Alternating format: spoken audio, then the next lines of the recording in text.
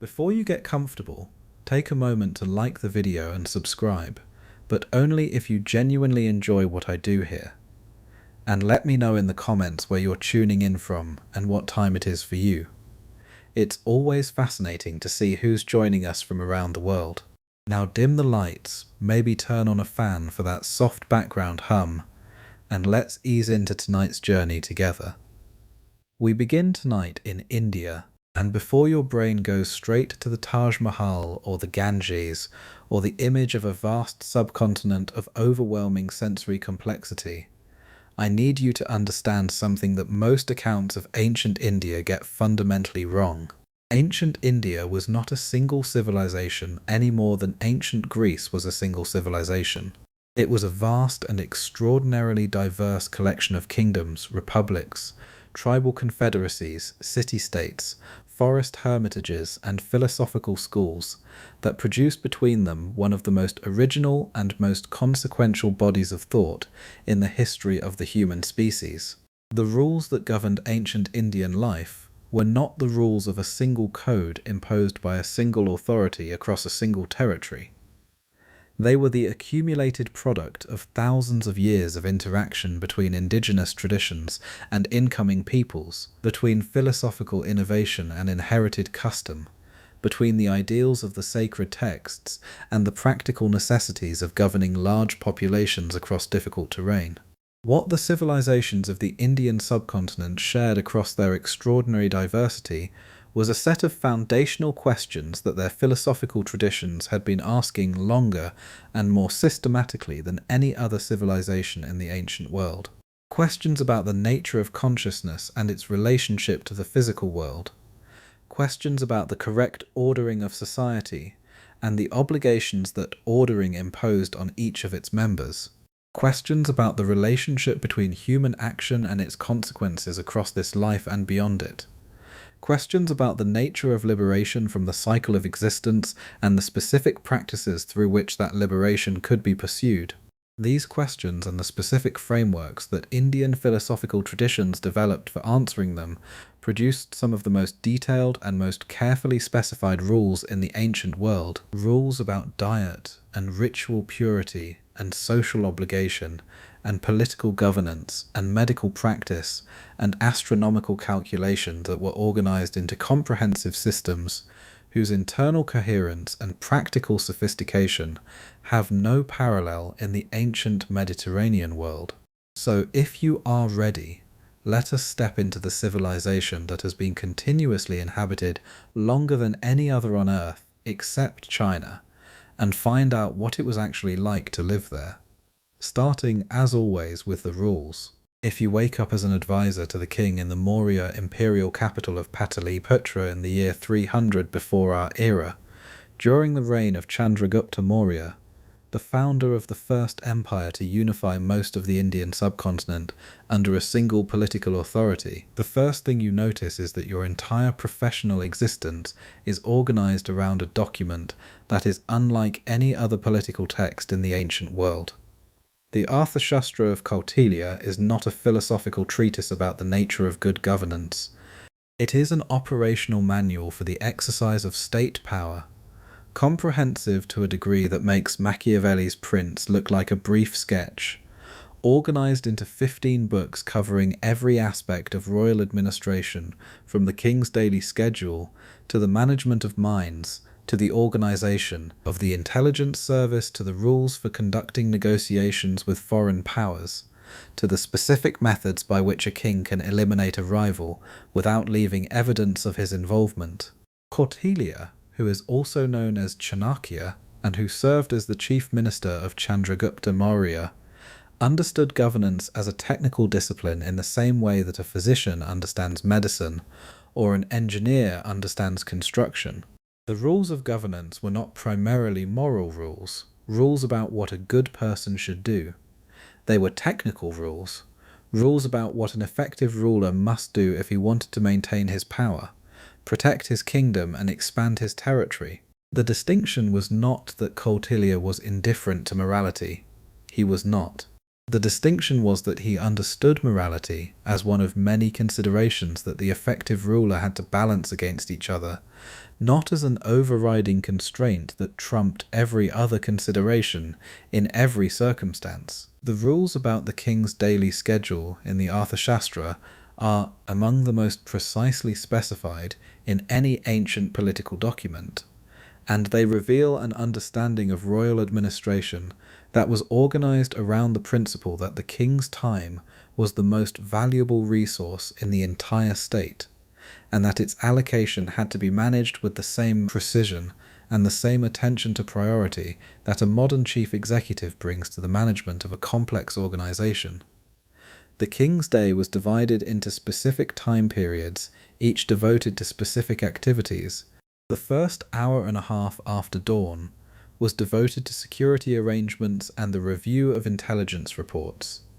The next period was for personal hygiene, religious observances, and breakfast. Then came the review of revenue accounts and military readiness. Then the audience with ministers and the hearing of petitions. Then consultation with the council of ministers. Then rest. Then inspection of military forces and equipment.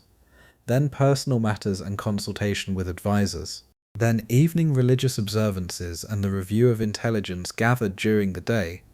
Then preparation for sleep, which was guarded by specific security arrangements that the Arthashastra described in considerable detail. The rules about the king's physical security in the Arthashastra are among the most elaborate and most revealing of how Kautilya understood the specific threats that a ruler faced, and the specific measures required to address them. The king was never to eat food that had not been tested for poison by tasters who were required to eat a portion of each dish before it was presented to the king, observe specific physical symptoms that might indicate poisoning, and certify that the food was safe. The king was never to wear clothing or jewelry that had not been inspected for potential concealed weapons or poisons applied to the fabric. The king was never to enter a room that had not been secured by guards, who had themselves been vetted, and who were rotated frequently to prevent any individual guard from developing relationships with potential assassins. The king was never to meet with any person whose loyalty had not been confirmed by the intelligence service, and meetings with uncertain individuals were to be conducted in spaces where guards were concealed but present. The rules about the Maurya intelligence service, the system of information gathering that Kautilya described in the Arthashastra as the king's eyes and ears throughout the kingdom and beyond it, were among the most elaborate in any ancient political document, and reflect an understanding of intelligence work that was genuinely sophisticated in ways that anticipate modern intelligence theory by more than 2,000 years. The intelligence service employed multiple categories of agents, each with a specific cover identity, a specific field of operation, a specific reporting mechanism, and a specific set of rules about how the information they gathered was to be used. Wandering monks and religious ascetics who moved freely throughout the kingdom and across its borders, and whose religious status made them above suspicion. Merchants whose commercial activities gave them legitimate reasons to travel, and to ask questions about economic conditions and political sentiments. Students who could attend the courts of rival kings and report on their military capabilities and political intentions. Women who could access the inner quarters of royal households and the private conversations of powerful men. Former ministers and officials who had been dismissed from royal service and who maintained contacts in the administrative world that current officials could not easily access. The rules about how these agents were to be recruited, trained, deployed, and managed were specified in considerable detail. An agent was not to know the identities of other agents working in the same area, which prevented any single agent's capture from compromising the entire network. An agent was to report through a specific cutout, rather than directly to the intelligence ministry, which protected both the agent and the ministry from direct connection. An agent's reports were to be verified by comparing them against reports from other agents working independently in the same area, which prevented any single agent from becoming a source of disinformation. and agents were to be tested periodically by giving them information that was deliberately false and observing whether that information appeared in the reports of other agents or in the intelligence assessments of rival powers, which identified agents who had been turned and were reporting to multiple masters.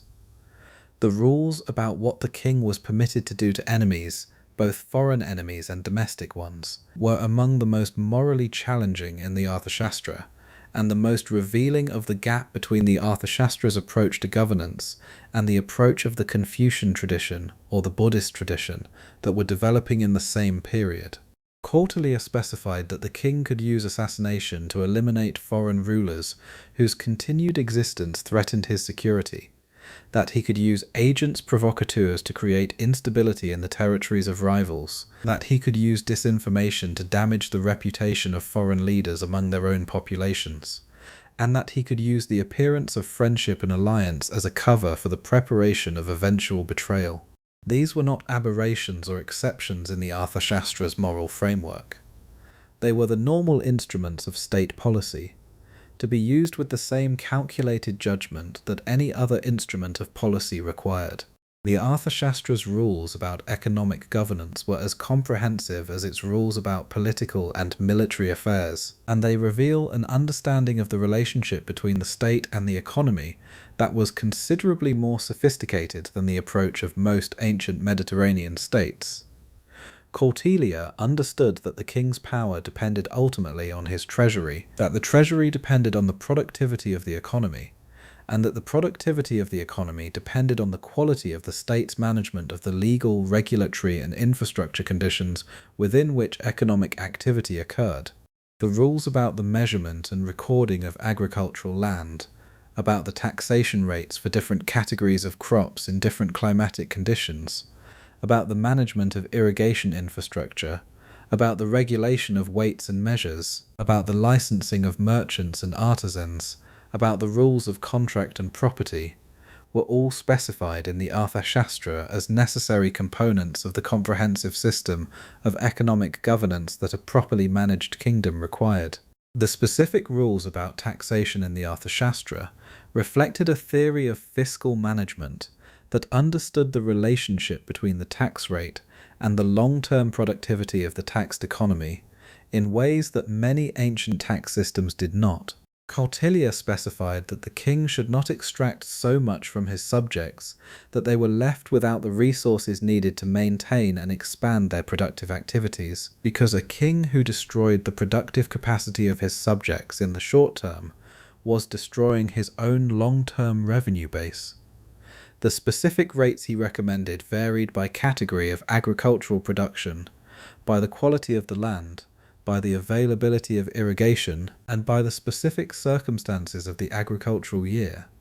reflecting an empirical understanding of how agricultural productivity varied with conditions that was grounded in detailed observation rather than theoretical generalization. The rules about the guilds in the Arthashastra reveal a Maurya state that understood the importance of organized commercial and craft production to the overall health of the economy, and that had developed a sophisticated system of regulation that balanced the state's interest in revenue and order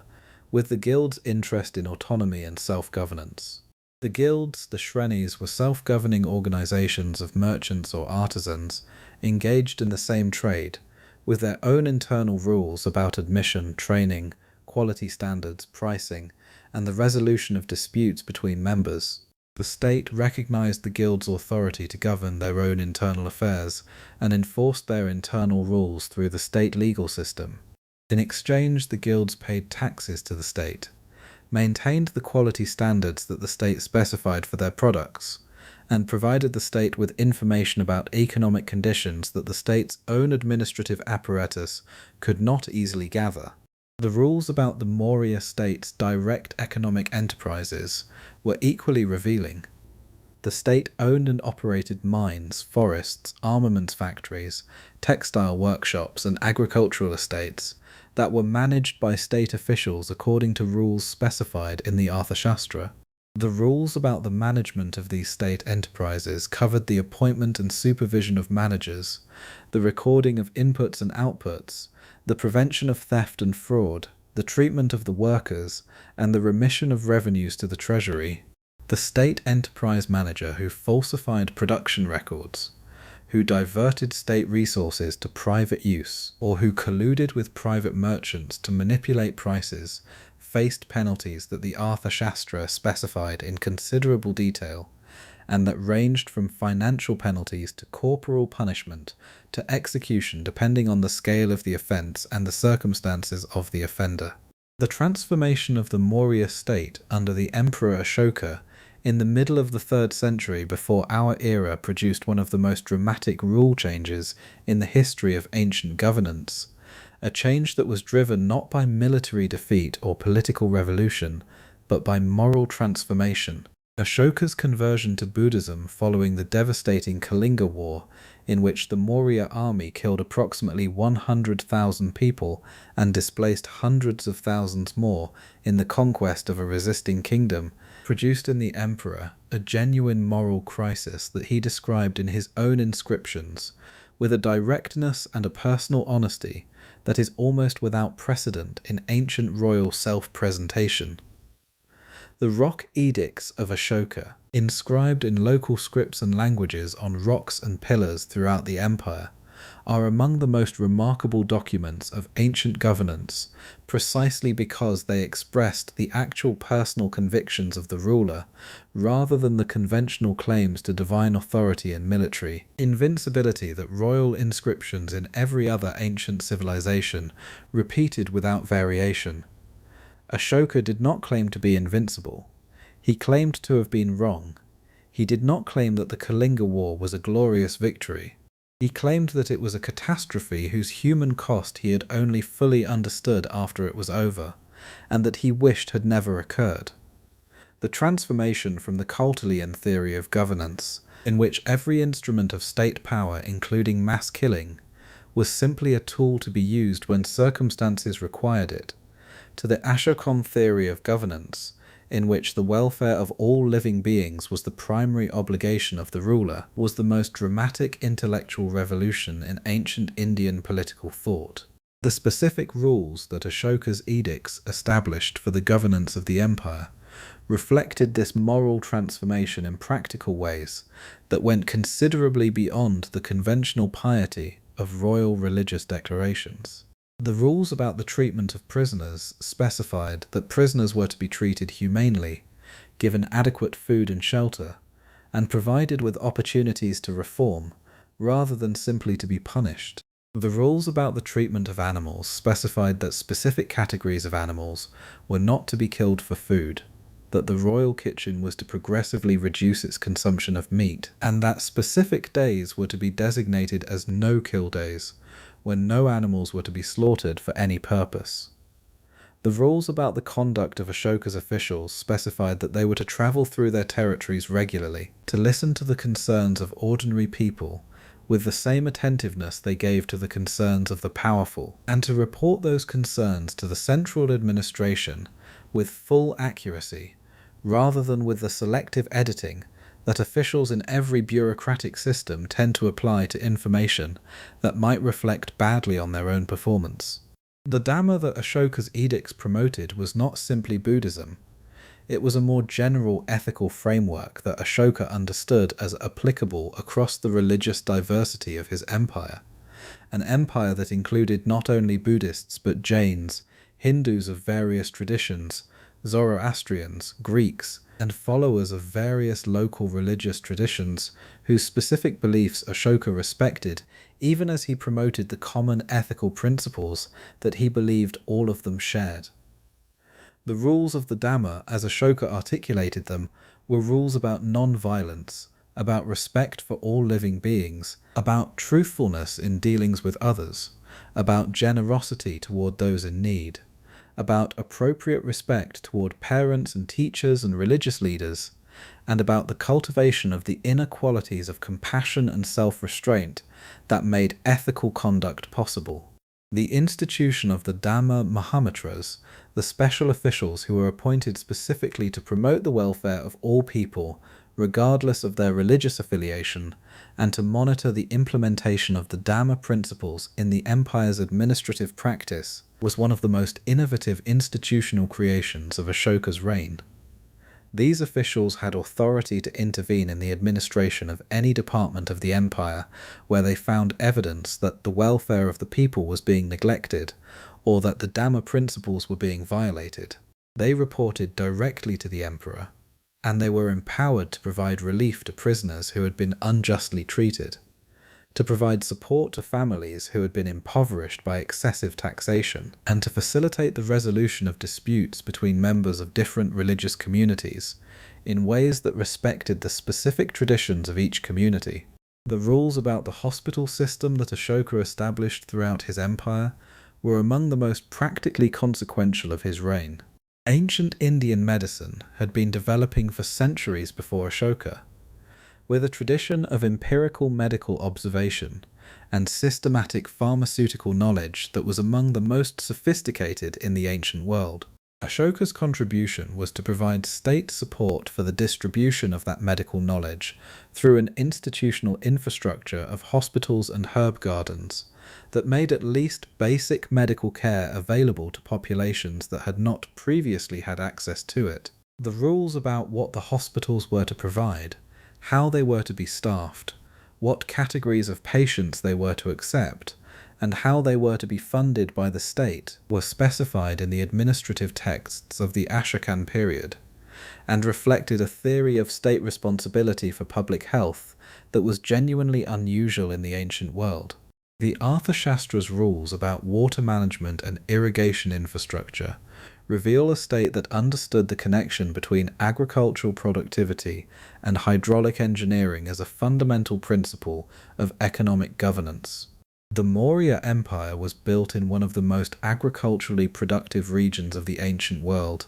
the great alluvial plains of the Ganges Valley, where the combination of rich soils, reliable rainfall, and the possibility of irrigation from the river system created agricultural conditions that could support the large population and the extensive administrative apparatus that the Maurya state required. The rules about the construction and maintenance of irrigation works, about the allocation of water rights among competing agricultural users, about the penalties for damaging irrigation infrastructure, and about the state's obligation to repair and expand irrigation capacity in areas where agricultural productivity could be improved, were specified in the Arthashastra as necessary components of the state's economic management. The specific rules about the measurement of land and the assessment of agricultural productivity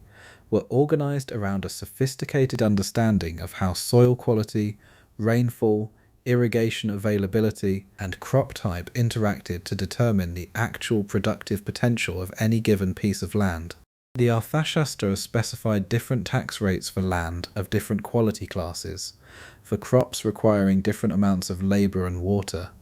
and for agricultural production in different climatic zones of the empire. This differentiated approach to agricultural taxation required a system of land, survey and assessment that was considerably more sophisticated than the simple flat-rate taxation systems of most ancient Mediterranean states, and that reflected a genuine empirical engagement with the agricultural realities of a large and diverse empire. The rules about the Maurya army are as impressive in their organizational sophistication as the rules about the administration and the intelligence service. The Arthashastra specified 4 components of the military force: the infantry, the cavalry, the elephant corps, and the chariot corps, each with its own organizational structure, its own training regime, its own equipment specifications, and its own tactical doctrine. The rules about the elephant corps are particularly revealing of how Indian military thinking differed from Mediterranean military thinking in its approach to the use of animals as weapon systems.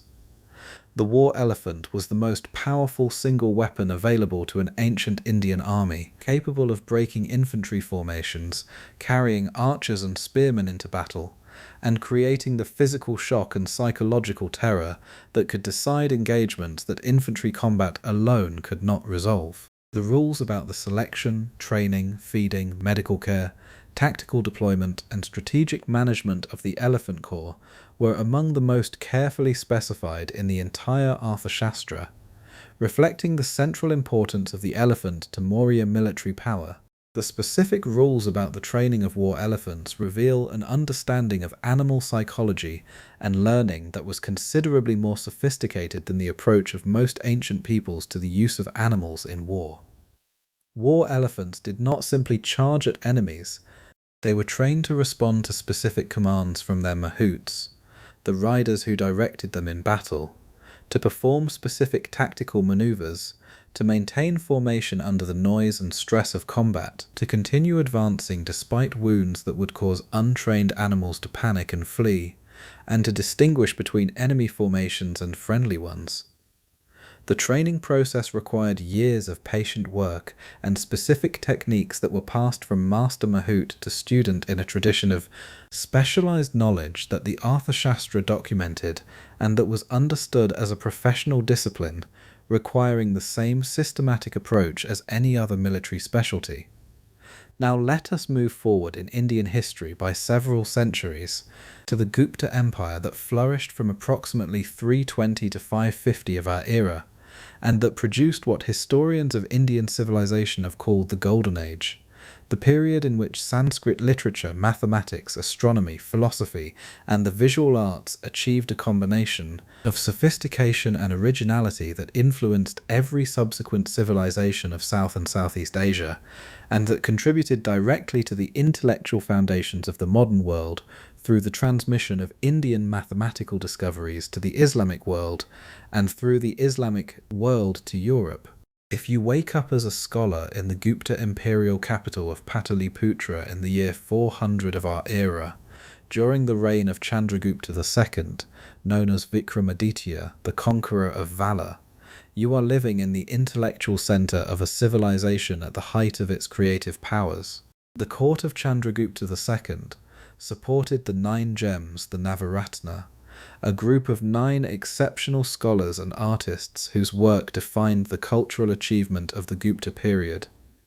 The specific rules about the court's support for intellectual and artistic work, about the patronage system that connected royal wealth with scholarly and artistic production, and about the evaluation of intellectual achievement that determined who received royal support and at what level, were the rules that made the Gupta Golden Age possible as a sustained phenomenon rather than an occasional accident. The rules about the Gupta philosophical debates were organized around a tradition of public intellectual competition that had been developing in India for several centuries, and that had reached its most elaborate and most formally specified form in the Gupta period. A philosophical debate was not simply a conversation between people who disagreed. It was a formal competition conducted according to specific rules about the permissible forms of argument, the categories of evidence that could be cited, the methods of refutation, the role of witnesses in adjudicating disputed points, and the criteria by which a victor could be identified when the debate concluded. The stakes of a major philosophical debate could be significant, with the loser sometimes required to convert to the winner's philosophical school, or to accept the winner's position as publicly correct, which had real consequences for the loser's reputation, patronage, and institutional standing. The specific rules about what constituted a valid argument in the Indian logical tradition were specified in considerable detail in texts on Nyaya, the Indian tradition of logic and epistemology, that had been developing since the early centuries of the Common Era. The Nyaya tradition identified specific categories of valid inference, specific categories of fallacious reasoning, specific categories of evidence that could legitimately support a philosophical claim, and specific procedures for testing whether a proposed conclusion actually followed from its premises. This tradition was not a simple list of rules, but a sophisticated theory of how human beings could acquire reliable knowledge about the world, and how the process of acquiring that knowledge could be regulated to maximize its reliability and minimize its susceptibility to error. The rules of the Vaisheshika school of Indian philosophy about the nature of atoms and the constitution of physical reality are among the most remarkable in ancient thought, because they represent a genuine attempt to explain the physical world in terms of its most fundamental constituents in a way that anticipated by more than a millennium the atomic theory that became the foundation of modern chemistry and physics. The Vaisheshika philosophers proposed that all physical objects were composed of indivisible particles, paramanu, that combined in specific ways to produce the specific qualities of the objects we observe. The rules about how paramanu combined, what forces governed their combination and separation, and how the qualities of complex objects were related to the qualities of their constituent paramanu, were worked out in systematic detail by successive generations of Vaisheshika philosophers,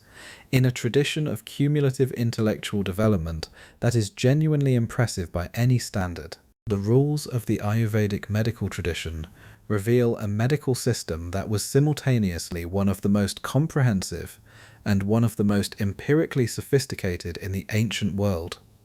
Ayurveda, the science of life, was organized around a theory of the body as a system in which the three doshas, Vata, Pitta and Kapha, the three fundamental physiological principles that governed all bodily processes, needed to be maintained in a specific balance for health to be preserved and disease to be prevented. The rules of Ayurvedic medicine covered diagnosis,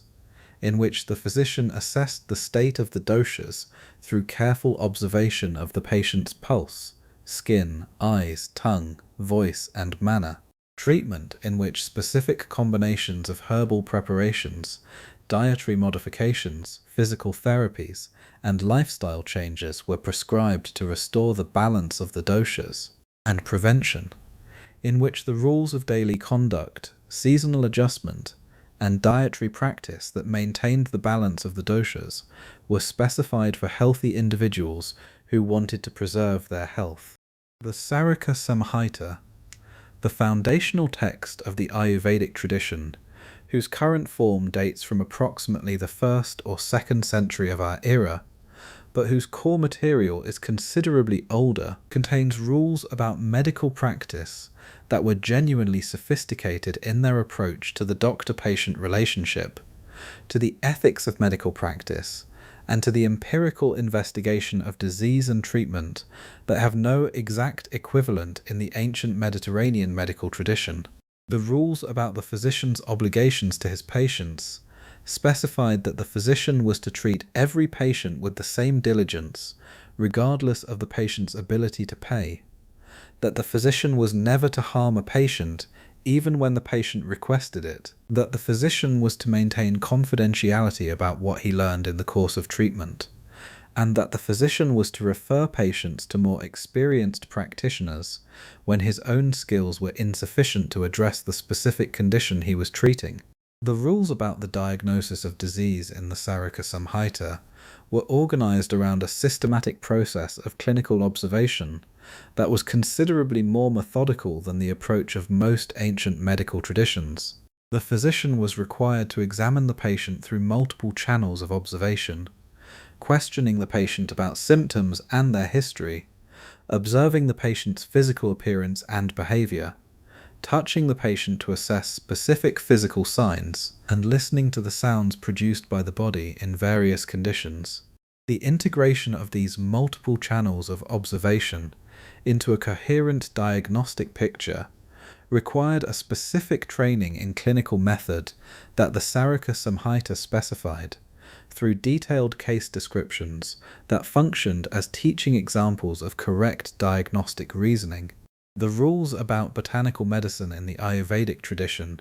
reflect an accumulated knowledge of plant pharmacology that was developed through centuries of careful observation and systematic experimentation. The Sarika Samhita describes several hundred medicinal plants with their specific therapeutic applications, their methods of preparation, their correct dosages, and the specific conditions under which each preparation was most effective. Some of these preparations have been validated by modern pharmacological research as genuinely effective for the conditions the Ayurvedic tradition prescribed them for, suggesting that the empirical basis of Ayurvedic pharmaceutical knowledge was real rather than simply theoretical. The rules about surgical practice in the Sushruta Samhita, the companion text to the Saraka Samhita, that focused specifically on surgical techniques,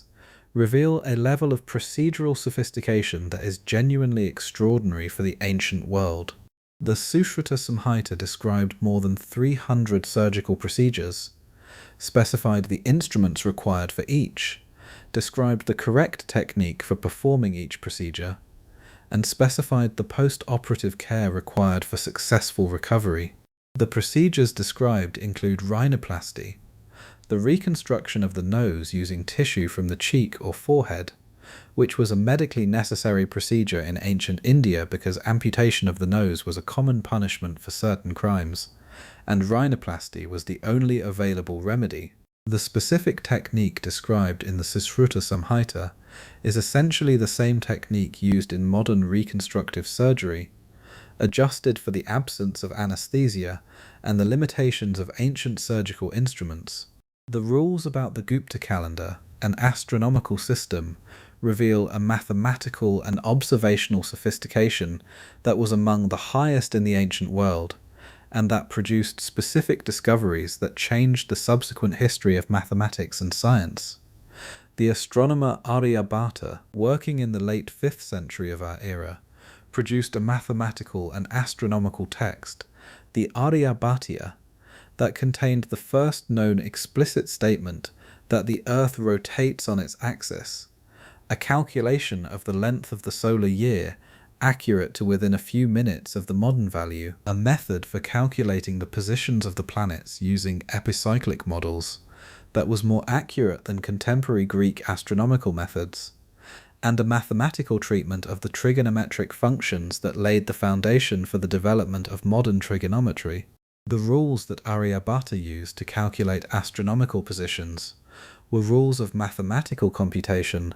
that required the manipulation of large numbers with a precision and an efficiency that were only possible because of the positional decimal notation that had been developed in India. The specific rules of positional decimal arithmetic,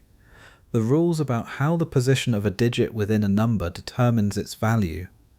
how addition and multiplication and division are performed using these rules, and how the concept of zero functions as both a placeholder and a number in its own right, were the foundational innovations that made Aryabhata's astronomical calculations possible, and that eventually transformed the mathematical practice of every civilization that adopted them. The transmission of Indian positional decimal notation to the Islamic world, where it became the basis of what Europeans later called Arabic numerals, and through the Islamic world to Europe, where it replaced the cumbersome Roman numeral system and enabled the mathematical revolution of the early modern period, is one of the most consequential intellectual transmissions in human history. The specific rules of arithmetic that Aryabhata and his predecessors developed in Gupta India are the rules that make possible every calculation performed in the modern world, from the basic arithmetic of everyday commerce to the complex mathematical operations that underlie modern physics and computer science. The rules about education in Gupta India were organized around the Gurukula system, the tradition of residential education in which students lived in the household of a teacher for the duration of their studies, participating in the household's daily activities, while receiving instruction in the subjects appropriate to their caste and social position. The rules about the Gurukula were not simply rules about curriculum and pedagogy. They were rules about the formation of character through the specific discipline of the student-teacher relationship, through the experience of serving the teacher and the household, and through the gradual immersion in the intellectual and spiritual tradition that the teacher represented. The specific rules about the student's obligations in the Gurukula covered every aspect of the student's daily life. The student was to rise before the teacher, to perform specified acts of service for the teacher and the household, to approach the teacher with appropriate humility and deference, to apply himself to his studies with complete concentration, to avoid specific categories of conduct that were considered incompatible with the student role, and to demonstrate through his conduct and his intellectual development that the teacher's investment of time and knowledge was being honored. The rules were understood not as external impositions, but as the necessary structure of a relationship in which the transmission of genuine knowledge required a specific quality of attention and commitment from the student that the rules were designed to cultivate. The rules about the specific curriculum of the Gurukula varied by the tradition of the teacher and the intended role of the student. A student destined for the Brahmin priestly role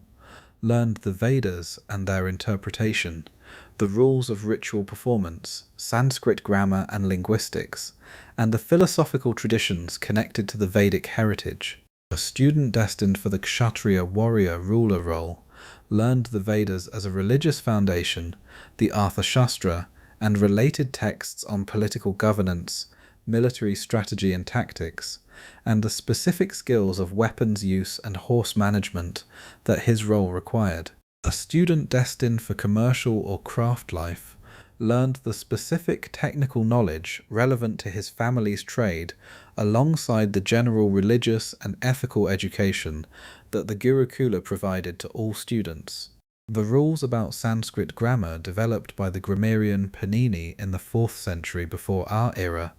several centuries before the Gupta period, but whose influence was most fully felt in the Gupta intellectual environment, are among the most remarkable intellectual achievements in the history of human language study. Panini's Ashtadhyayi, the 8 chapters, specified the rules of Sanskrit grammar in approximately 4,000 sutras, each an extremely compact formulation of a grammatical rule designed to be learned by memory. The rules covered every aspect of Sanskrit morphology and syntax with a completeness and a precision that no subsequent grammatical tradition has matched for any language until the development of modern formal linguistics. The specific rules of Panini's grammar were not simply descriptions of how Sanskrit speakers actually used the language. They were prescriptions for how the language should be used in formal literary and religious contexts.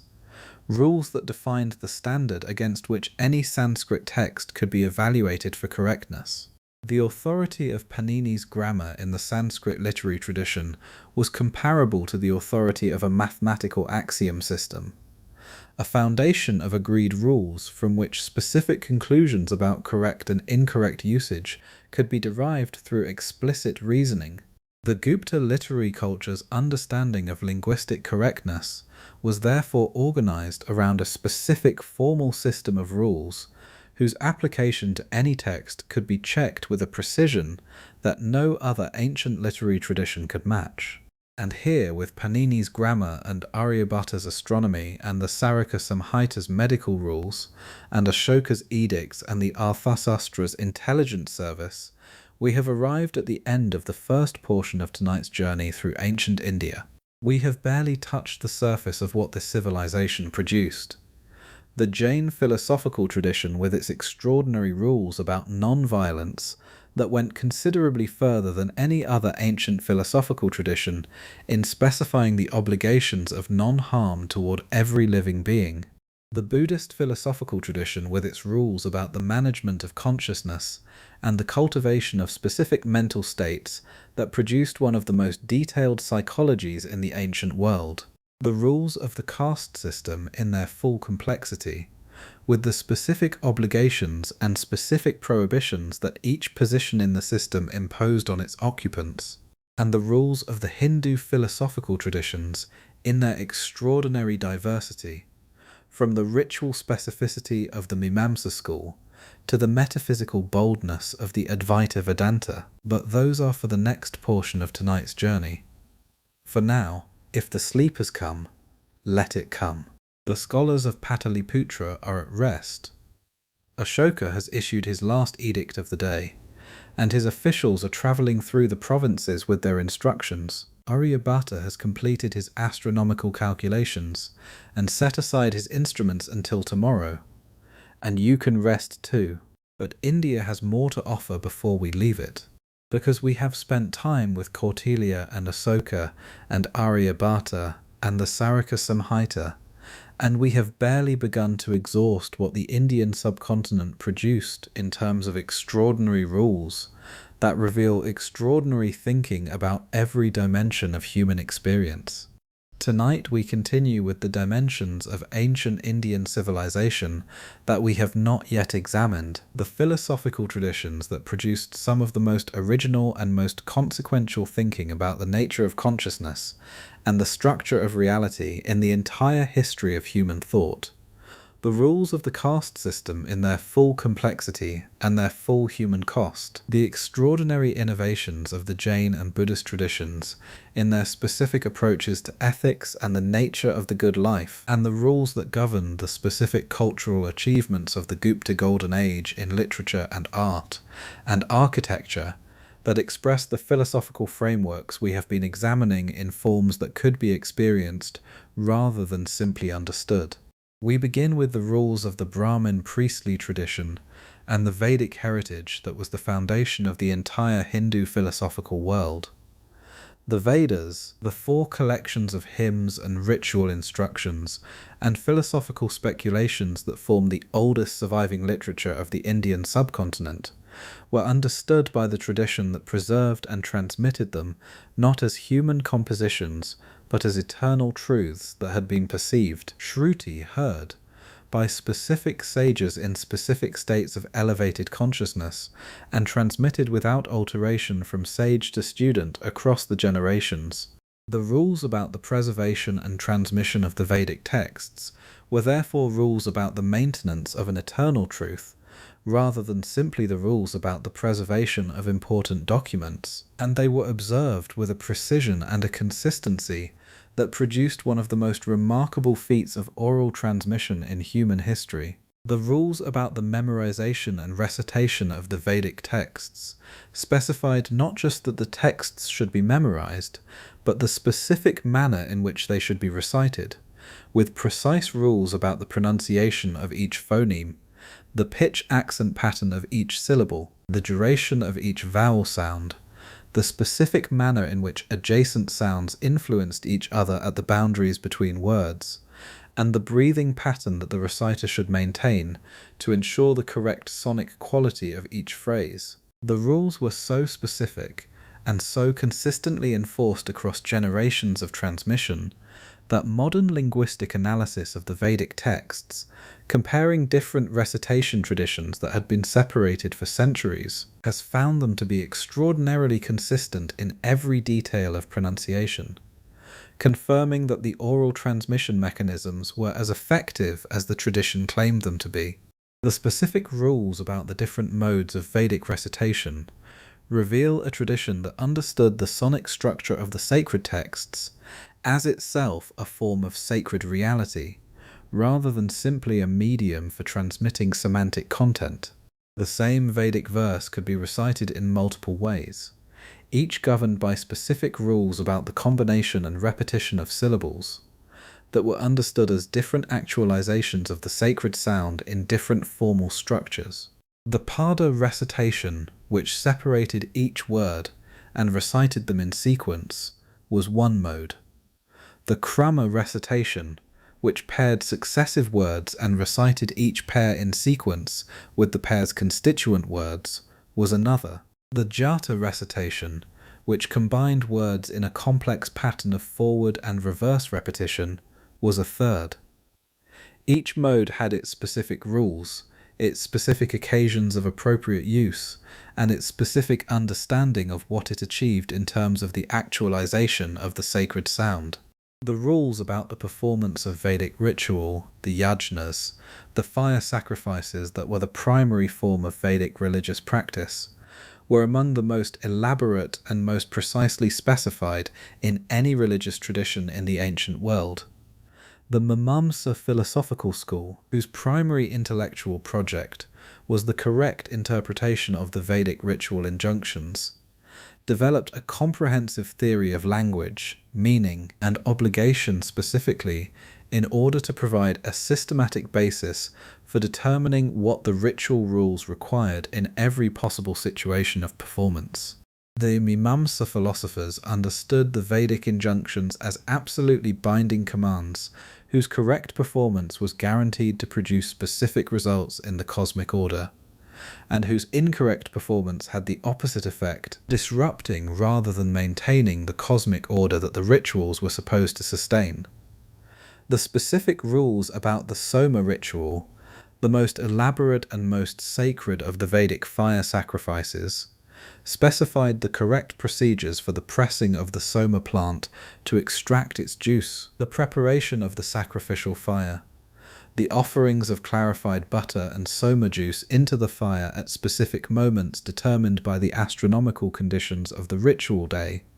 the recitation of specific hymns by specific categories of priests at specific moments in the ritual sequence, and the correct disposition of the sacrificial remnants after the ceremony was complete. The Soma ritual required multiple specialized priests, each with a specific role and a specific body of knowledge, whose coordination had to be managed according to rules that specified the exact timing and sequence of every action. A ritual that was performed incorrectly, in which any element was omitted or performed in the wrong order or at the wrong time, was not simply an imperfect ritual, it was a disruption of the cosmic order that could have serious consequences for the patron who had commissioned it, and for the community as a whole. The rules about the Upanishadic tradition that emerged from within the Vedic world in the later centuries of the first millennium before our era represent a transformation of the Vedic framework that maintained its outer structures while revolutionizing its inner meaning. The Upanishads, the philosophical texts that form the concluding section of the Vedic corpus and that gave their name to the Vedanta tradition, the tradition of the end of the Veda, asked questions about the Vedic ritual that the ritual tradition itself had not asked. What was the cosmic principle that the ritual was meant to maintain? What was the ultimate reality that the various Vedic deities represented?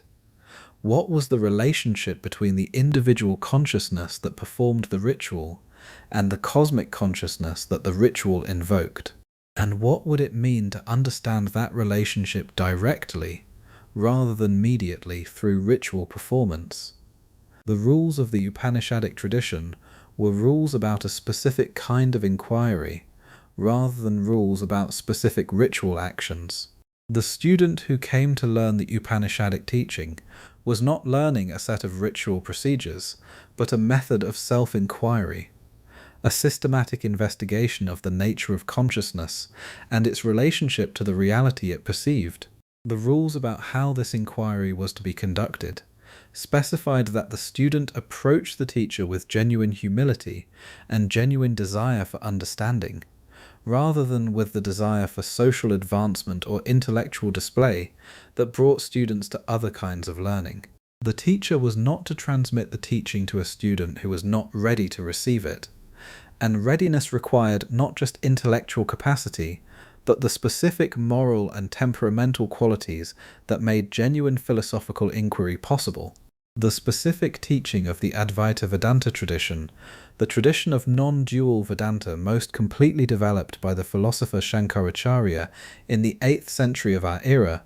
was that the apparent multiplicity of the world was ultimately a manifestation of a single undivided consciousness, Brahman, and that the individual self, Atman, was not ultimately distinct from that cosmic consciousness, but was identical with it. The rules of spiritual practice in the Advaita tradition were rules designed to enable the practitioner to realize this identity directly, rather than simply to understand it conceptually,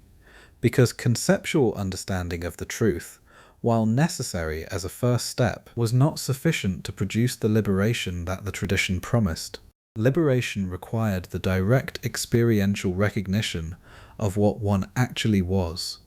which required the systematic dismantling of the ignorance, avidya,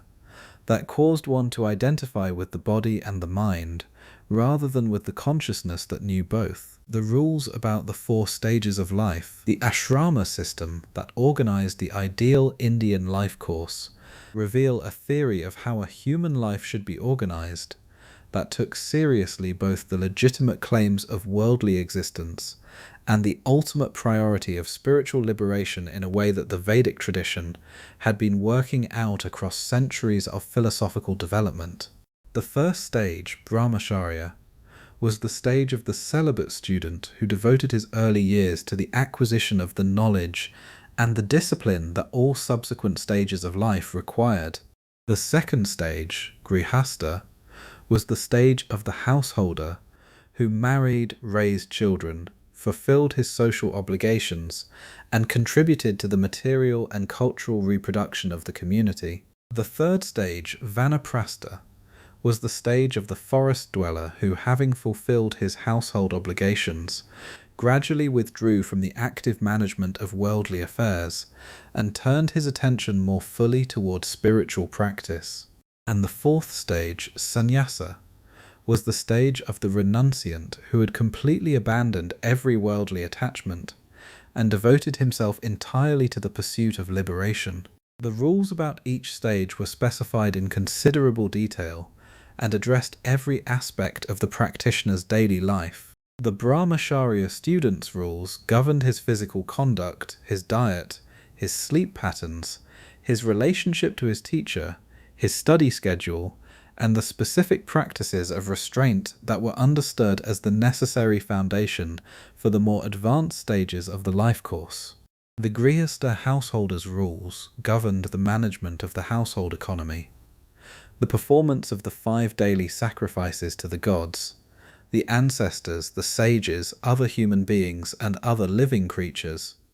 the hospitality obligations toward guests and wandering ascetics, and the specific ritual duties that connected the household to the larger ceremonial life of the community. The vanaprastha forest dwellers' rules governed the progressive simplification of diet and physical requirements, the intensification of meditation and philosophical study, and the gradual transfer of household responsibilities to the next generation. And the sannyasi renunciant's rules governed a life of complete simplicity, wandering without fixed residence, accepting whatever food was offered without preference, maintaining equanimity in the face of every circumstance, and dedicating every moment of consciousness to the direct inquiry into the nature of reality. The rules of the Jain tradition about non-violence, ahimsa, were the most rigorously specified and the most comprehensively applied of any ancient ethical tradition, and they reveal a philosophical commitment to the value of all living beings that went considerably further than any other ancient philosophical system in working out the practical implications of that commitment for daily life. The Jain philosophical tradition held that every living being, from the most complex animals to the simplest single-celled organisms, possessed a soul, jiva, that was characterized by consciousness and that was capable of suffering. The first principle of Jain ethics was that one should not harm any living being in any way, through physical action, through speech that could cause harm, or through mental states of hostility or desire for harm. The rules about ahimsa in the Jain monastic tradition were the most elaborate expression of this principle, and required a level of practical attention to the avoidance of harm that was extraordinary in its comprehensiveness. Jain monks were prohibited from eating after sunset, because eating in darkness created the risk of accidentally consuming small insects that were not visible in the dim light. Jain monks were required to strain their drinking water to remove any living organisms before consuming it. Jain monks were required to sweep the path before them as they walked to avoid stepping on any small creatures. Jain monks were prohibited from using fire for cooking or heating, because fire necessarily killed the small organisms present in the air and materials it consumed. And Jain monks were prohibited from eating root vegetables, because harvesting root vegetables required destroying the entire plant rather than simply taking the fruit that the plant had produced without permanent harm to the organism. The rules about the Jain lay community's practice of ahimsa were less demanding than the monastic rules, but still represented a significantly more comprehensive commitment to non-harm than any other ancient religious tradition required of its lay members. Jain laypeople were expected to choose occupations that minimized harm to living beings, which excluded agriculture in the strict interpretation, because agriculture necessarily involved the destruction of countless small organisms in the process of tilling and harvesting, and which steered many Jain laypeople toward commerce, banking, and crafts that could be practiced without the systematic destruction of living beings that farming required. The Jain community's concentration in commercial occupations was therefore not a historical accident, but the practical consequence of the application of the ahimsa principle to the choice of livelihood, and it produced a community that was disproportionately represented in the commercial and financial life of medieval and modern India. The rules of the Buddhist monastic tradition, the Vinaya, were among the most comprehensive sets of rules governing the daily life of any religious community in the ancient world. The Vinaya covered every aspect of the monk's existence, from the rules about the physical boundaries of the monastery, to the rules about the correct folding of the robe, to the rules about how the monk should walk and where he should look when walking, to the rules about the correct procedure for receiving food from a lay donor,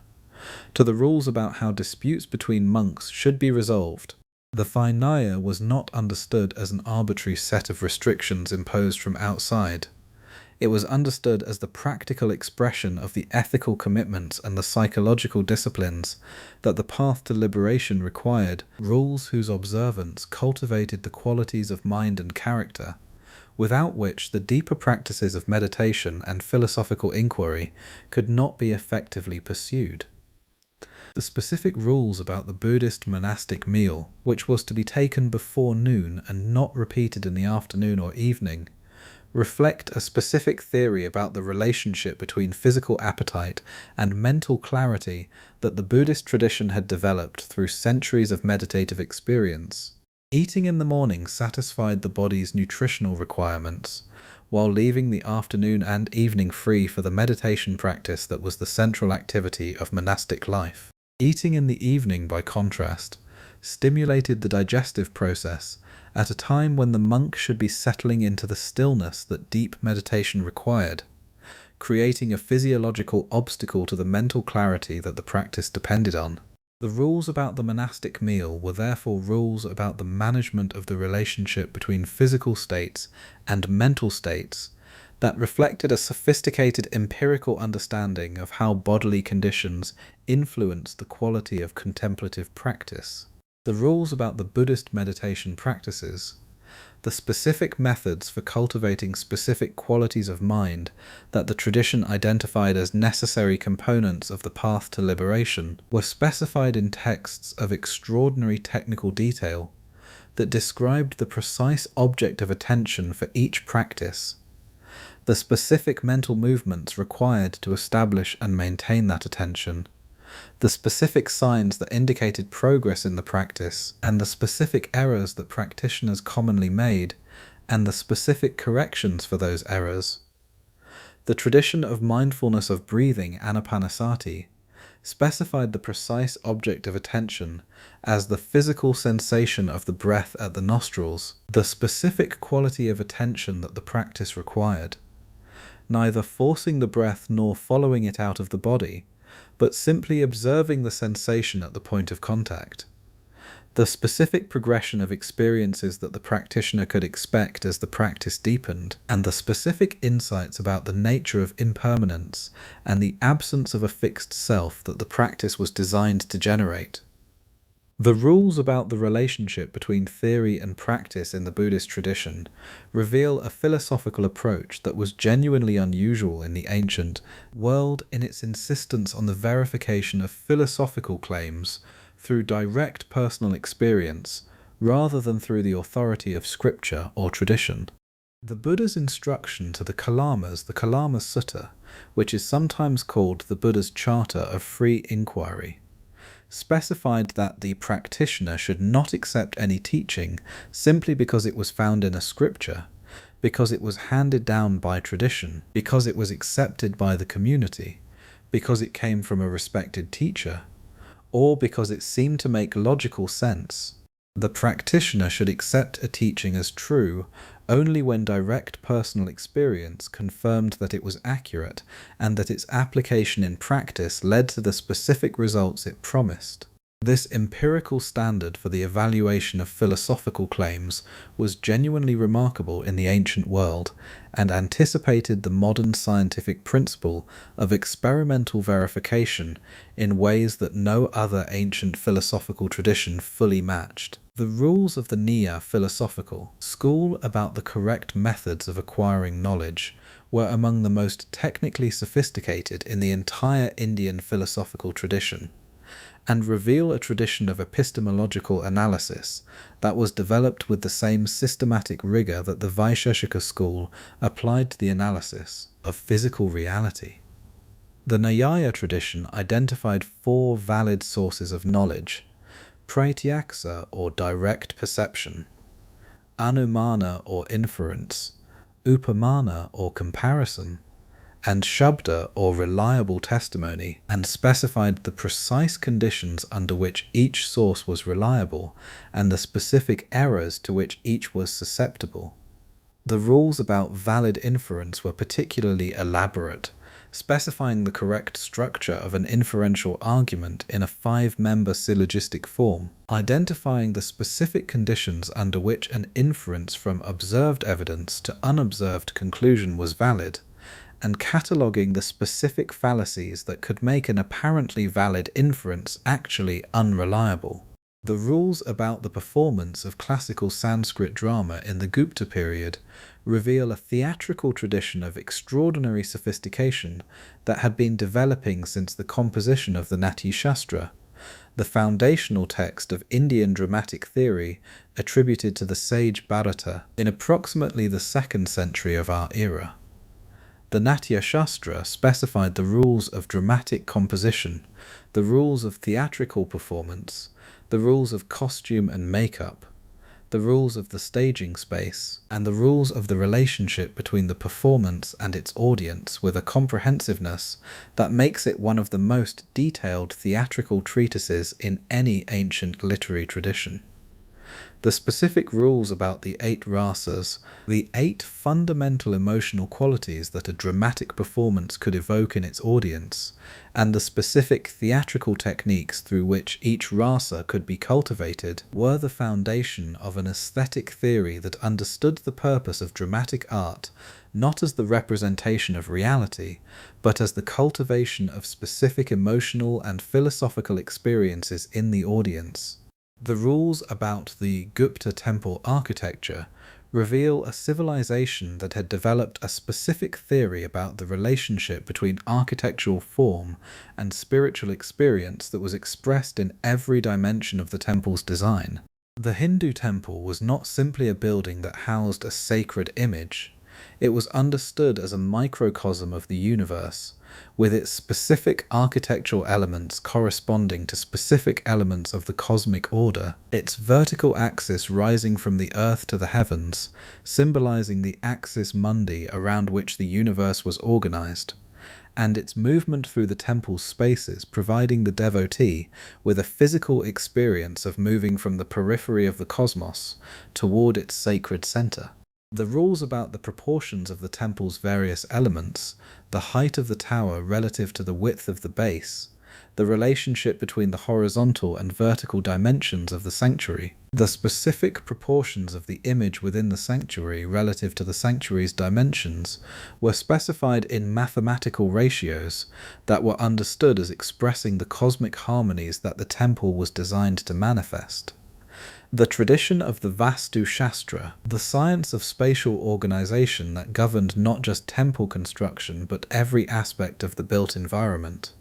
specified the rules for the orientation and the internal arrangement of buildings of every category in terms of their relationship to the cardinal directions, to the positions of specific cosmic forces associated with those directions, and to the specific purposes for which each building was intended. The rules about the production of the epic poetry of the Gupta period, particularly the works of Kalidasa, who is considered the greatest poet and dramatist in the Sanskrit literary tradition, reveal an aesthetic framework that understood poetic excellence in terms that were simultaneously technical and spiritual. The rules about the alankaras, the figures of speech and thought that constituted the primary technical resources of Sanskrit poetic composition, were specified in texts of poetic theory that catalogued dozens of specific figures with examples of each and rules for their correct application. A poet who used an alankara incorrectly, who applied a figure of speech in a context where it produced an incongruity rather than an illumination, was a poet who had violated a rule of craft in a way that the educated reader would immediately recognize. The Gupta rules about the performing arts more broadly, about the training and conduct of musicians, dancers, and dramatic performers, about the relationship between artistic practice and spiritual development, and about the social position of performers in the hierarchical structure of Gupta society, reflect a tradition that took the performing arts with great seriousness as vehicles for the transmission of philosophical and spiritual understanding to audiences who might not be equipped to receive that understanding through philosophical texts alone. The training of a classical Indian dancer was not simply physical training in the execution of specific movement sequences, it was a comprehensive formation in the entire philosophical and aesthetic tradition that the dance was designed to express, including detailed instruction in the symbolic meaning of each gesture and each expression, the specific mythological narratives that the dance sequences enacted, and the specific emotional and philosophical effects that the performance was intended to produce in the audience. And now, with the Vedic ritual tradition and the Upanishadic philosophy and the ashrama system and the Jain rules about ahimsa and the Buddhist Vinaya and the Nyaya rules about valid inference and the Natyashastra and the Vastu Shastra and the aesthetic rules of Kalidasa's literary world all behind us, we have arrived at the end of the second portion of tonight's journey through ancient India. We have not yet visited the rules of the Hindu legal tradition, the Dhamma Shastra texts that specified the obligations of each person in the complex hierarchical system of caste and gender and stage of life that organized Hindu society. We have not yet visited the rules of the tantric traditions that developed in the later Gupta and post-Gupta period, and that represented some of the most radical innovations in the entire history of Indian religious practice. And we have not yet fully examined the rules of the caste system in their specific human consequences for the people who lived at its bottom, but those dimensions of ancient Indian civilization will be addressed in the final portion of tonight's journey. For now, with the philosophers and the poets and the architects and the monks and the astronomers all at rest in their various ways of resting, the night has brought us to the place where sleep can arrive. The scholar at Pataliputra has finished his commentary on Panini. The Jain monk has swept the path before his resting place and strained his water and settled into the stillness that the rules of his tradition require. The Buddhist meditator has completed the evening session and entered the natural rest that follows. Aryabhata has looked up at the stars whose positions his calculations have predicted, and found them where he expected them to be. And you, having travelled through 2,000 years of Indian civilization in the space of a single night, have arrived at the rest that all this extraordinary thinking has been, in its deepest intention, pointing toward all along. But India has one more dimension that demands our attention before we leave it entirely. Because we have examined the philosophical brilliance and the mathematical innovation and the medical sophistication and the aesthetic achievement of ancient Indian civilization, and we have not yet fully examined the dimension that was simultaneously its most consequential social innovation and its most enduring moral failure. We have not yet examined the rules of the caste system in their full complexity, in their full human cost, and in their full philosophical justification, which was as carefully argued and as internally coherent as any philosophical justification of any social institution in the ancient world. The Varna system that we have touched on briefly in our earlier journeys through Indian civilization was, in its original Vedic formulation, a fourfold division of society into four functional categories, each associated with a specific set of duties, a specific social role, and a specific place in the cosmic order. The Brahmin was the priest and the scholar, the keeper of sacred knowledge, and the performer of the rituals that maintained the cosmic order. The Kshatriya was the warrior and the ruler, the protector of the social order through the exercise of legitimate force. The Vaishya was the merchant and the farmer, the maintainer of the economic life of the community through commerce and agricultural production. And the Shudra was the servant, the person whose function was to serve the other three Varnas, and whose service was understood as a genuine contribution to the social whole. The philosophical justification of this fourfold division was developed in the Vedic creation myth of the Purusha Sukta, the hymn of the cosmic person which described the origin of the four Varnas as the product of the dismemberment of the cosmic person Purusha at the beginning of time. The Brahmin emerged from the mouth of the cosmic person, symbolizing the primacy of speech, knowledge, and the sacred word in the Brahmin's function. The Kshatriya emerged from the arms, symbolizing the primacy of force and protection in the Kshatriya's function. The Vaishya emerged from the thighs, symbolizing the productive and generative role of commerce and agriculture in the Vaishya's function. And the Shudra emerged from the feet, symbolizing both the foundational role of service in the social whole and the subordinate position of the Shudra in the social hierarchy. The rules that this cosmological framework generated for the daily life of each Varna were specified in the Dhamma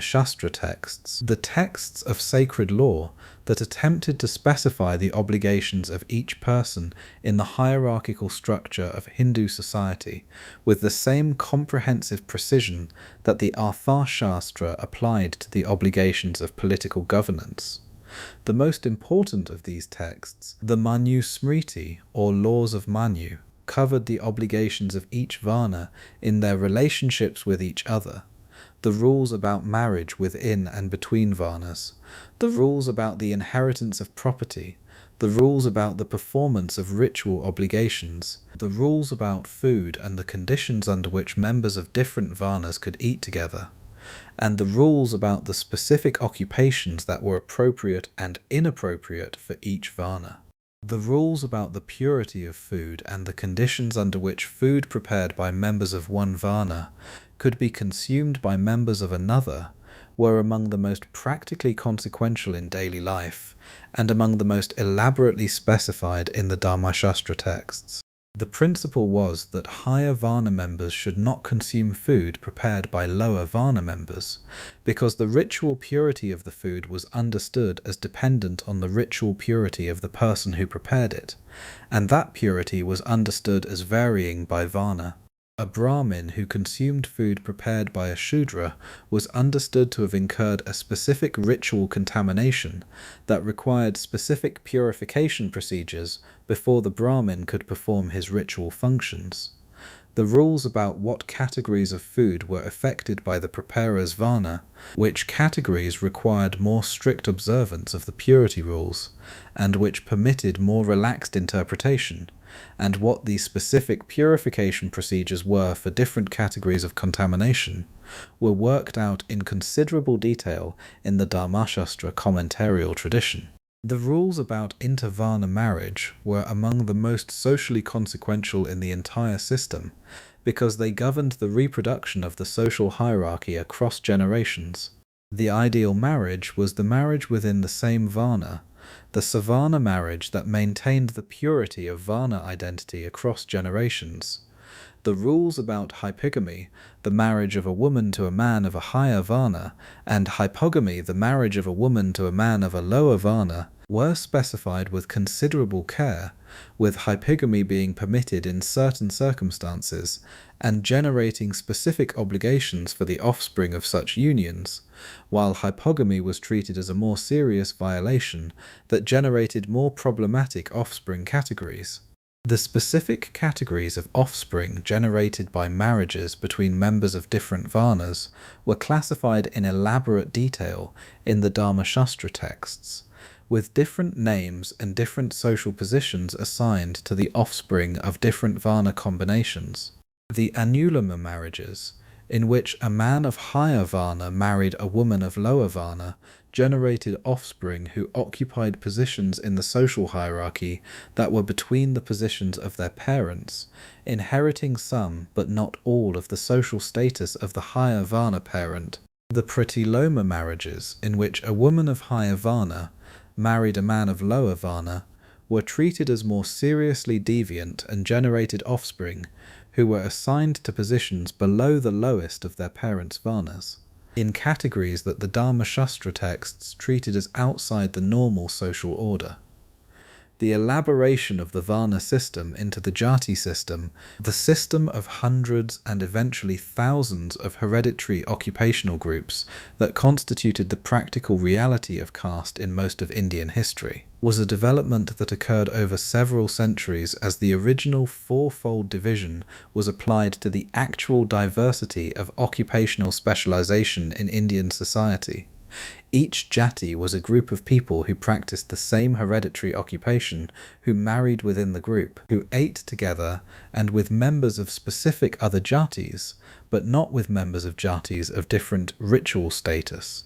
and who were governed by the specific rules of their jati's tradition about the correct performance of their occupation and the correct conduct of their social relationships. The rules of each jati were maintained by the jati's panchayat, the council of senior members of the jati, who had authority to adjudicate disputes between jati members, to enforce the jati's specific rules about marriage and food and occupational practice, and to apply sanctions ranging from social ostracism to expulsion from the jati against members who violated those rules. Expulsion from the jati was one of the most severe punishments available in the Indian social system, because a person who had been expelled from their jati was a person without a social identity in the most fundamental sense, a person who could not marry, who had no community within which to perform the rituals that gave life its meaning, and who occupied a social position that was in some respects worse than the position of even the lowest status jati, the position of those who fell outside the Varna system entirely, the people who came to be called the untouchables, and who performed the functions that the Varna system had classified as so ritually polluting that no Varna member could perform them without incurring permanent contamination, was the most extreme expression of the purity ideology that organized the entire caste system. These specific occupations that generated untouchable status were those that involved regular contact with the substances that the ritual purity system identified as the most powerful sources of contamination.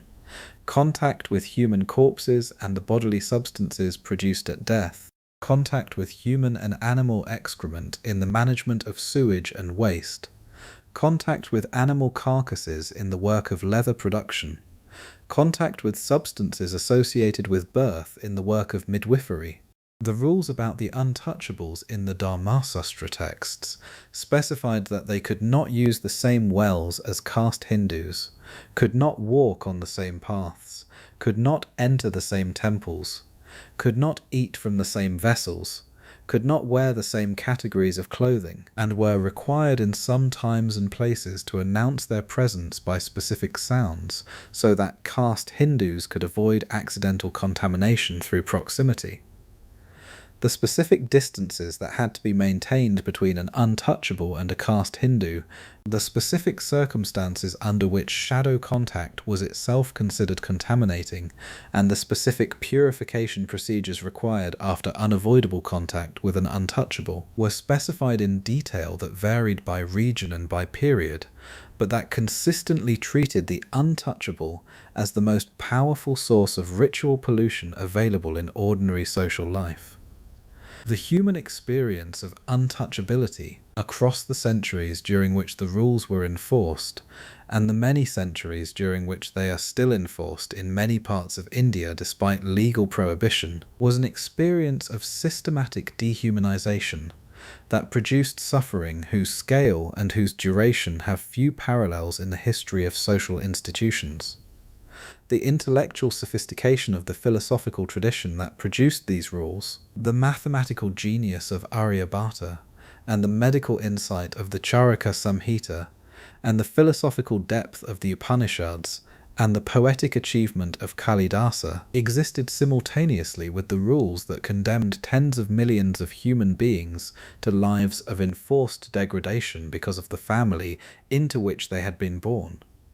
The contradiction was real, and it was enormous, and it was not resolved by the civilization that produced it. It was addressed most directly by the Buddhist and Jain traditions that rejected the caste hierarchy as incompatible with their philosophical commitments, and it was addressed in a different register by Ashoka, whose edicts explicitly extended the Dhamma principles to all people regardless of their caste position. But neither Buddhism nor Jainism nor the Ashokan edicts succeeded in eliminating the institution,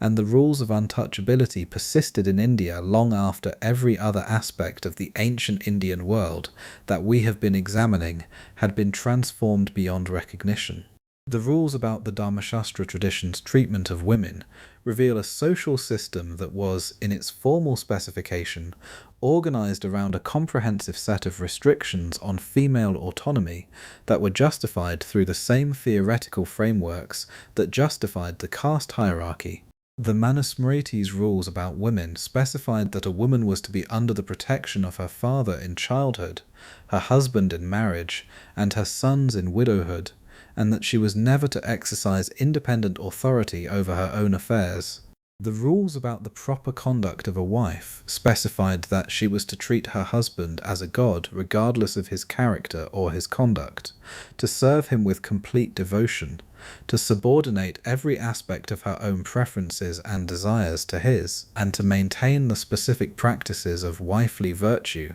that the tradition associated with the highest expression of female Dharma.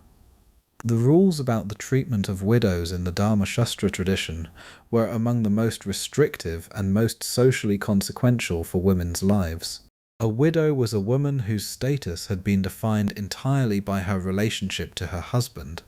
and whose husband's death therefore left her in a position of fundamental social ambiguity. The rules that governed the widow's subsequent life were rules that minimized this ambiguity by minimizing the widow's social presence, by restricting her diet, her dress, her participation in auspicious occasions, and her social interactions in ways that marked her separation from the world of the living and the auspicious in which the wife had participated.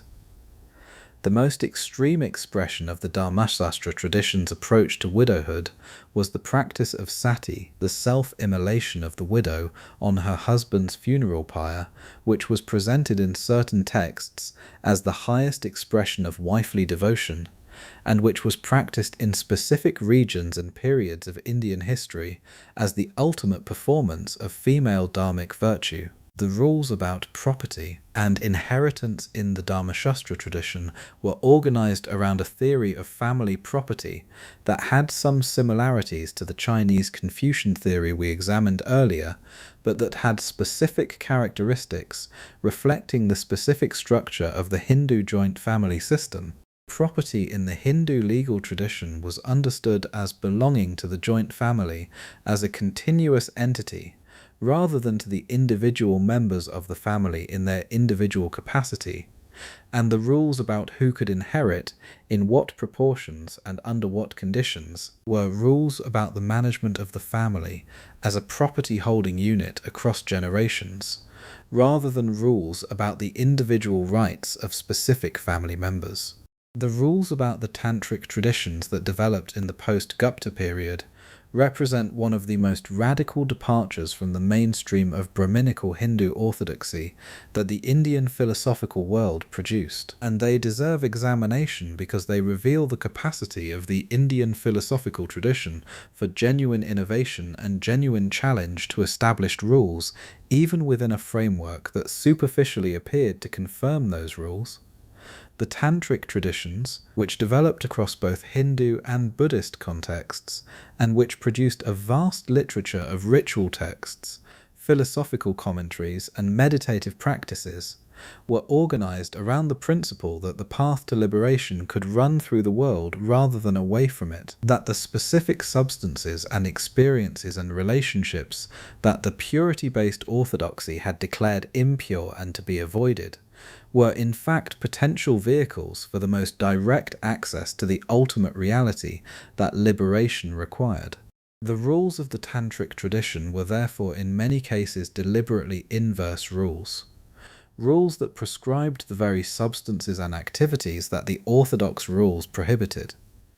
The 5 makaras, the 5 substances beginning with the letter M in Sanskrit, madhya wine, mamsa meat, matsya fish, mudra grain, and maithuna sexual intercourse, were all substances or activities that the orthodox rules prohibited in ritual contexts, and that the tantric rituals prescribed as the specific means of ritual transformation. The consumption of wine and meat and fish in ritual contexts was not an abandonment of the principle of ritual purity. It was a specific technique for transcending the dualism between pure and impure that the ordinary purity rules maintained for experiencing the ultimate reality in which pure and impure were recognized as constructions of conventional thought rather than aspects of the ultimate nature of things. The philosophical justification for this approach was developed with considerable sophistication in the Kashmir Shaiva tradition,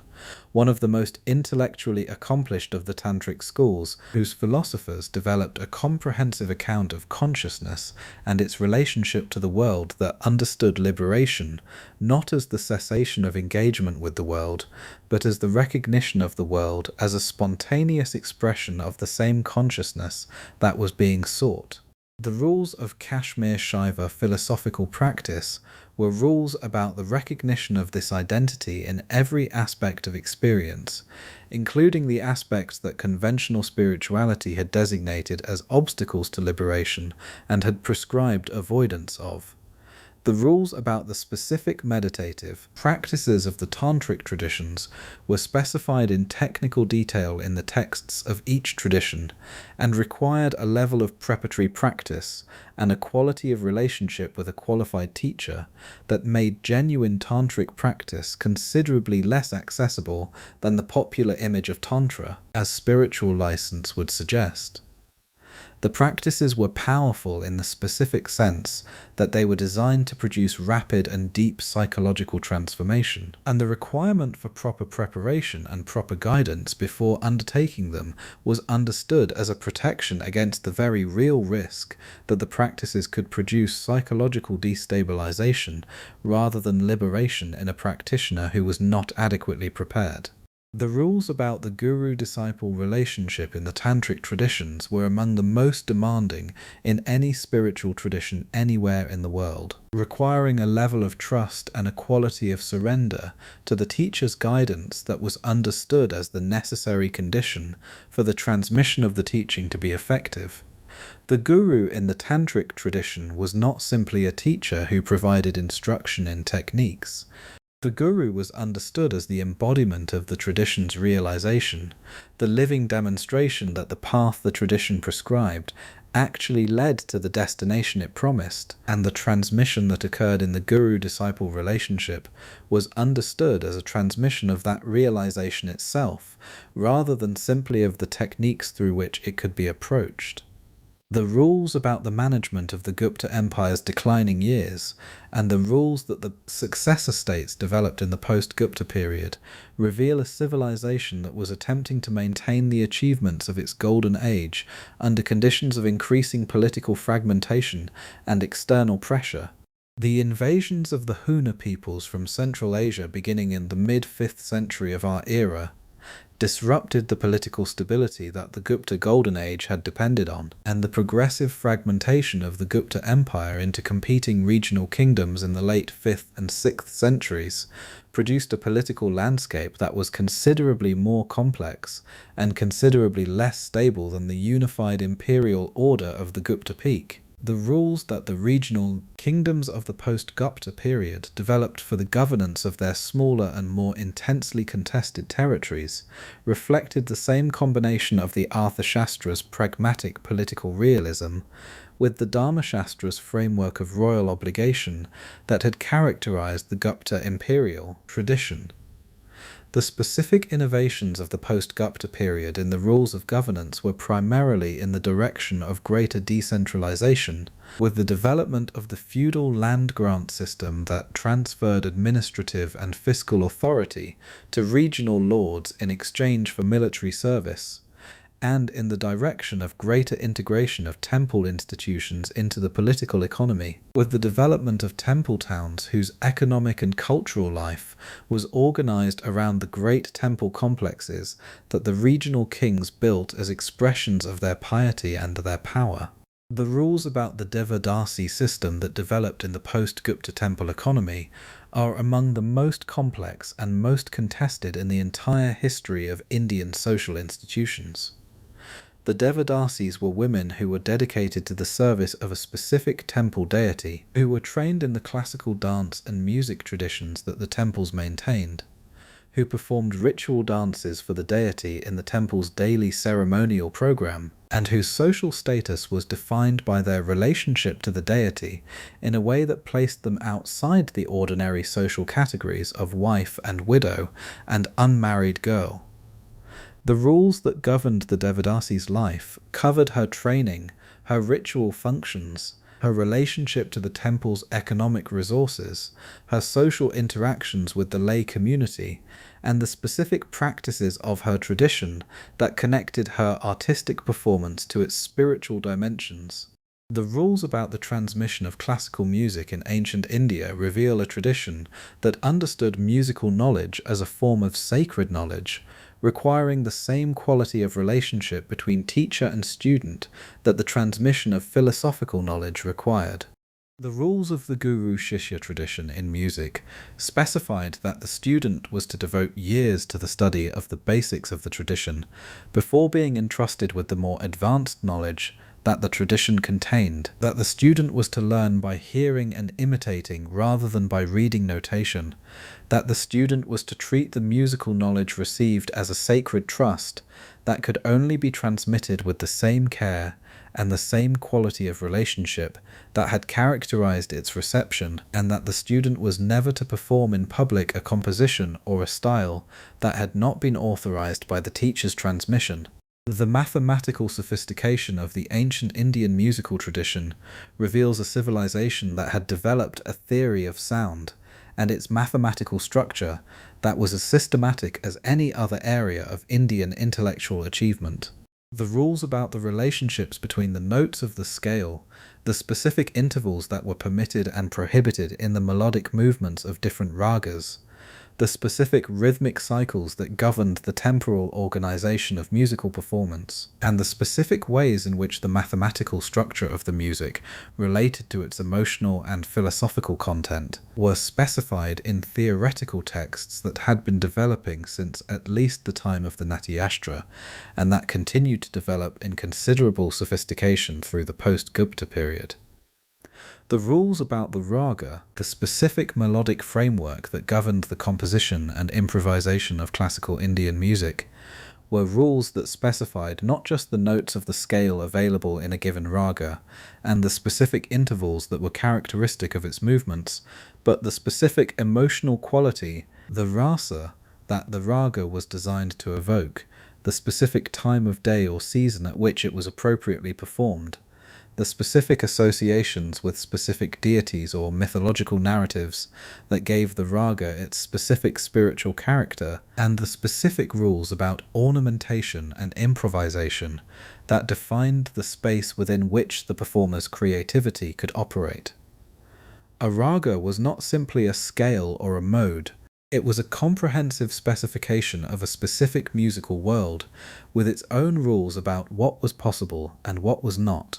what was conventional and what was innovative, what was appropriate and what was transgressive. And now, having travelled from the Arthashastra's rules about political intelligence to the Ashoka's edicts about universal compassion, from the Shaka Samhita's rules about medical ethics, to the Upanishads' rules about self-inquiry, from the Jain rules about non-violence, to the Buddhist Vinayas rules about meditative practice, from the Dhammashastra's rules about caste and gender, to the Tantric tradition's inverse rules about the path through the world, from Aryabhata's rules of mathematical calculation, to Panini's rules of grammatical analysis, to Kalidasa's rules of poetic beauty.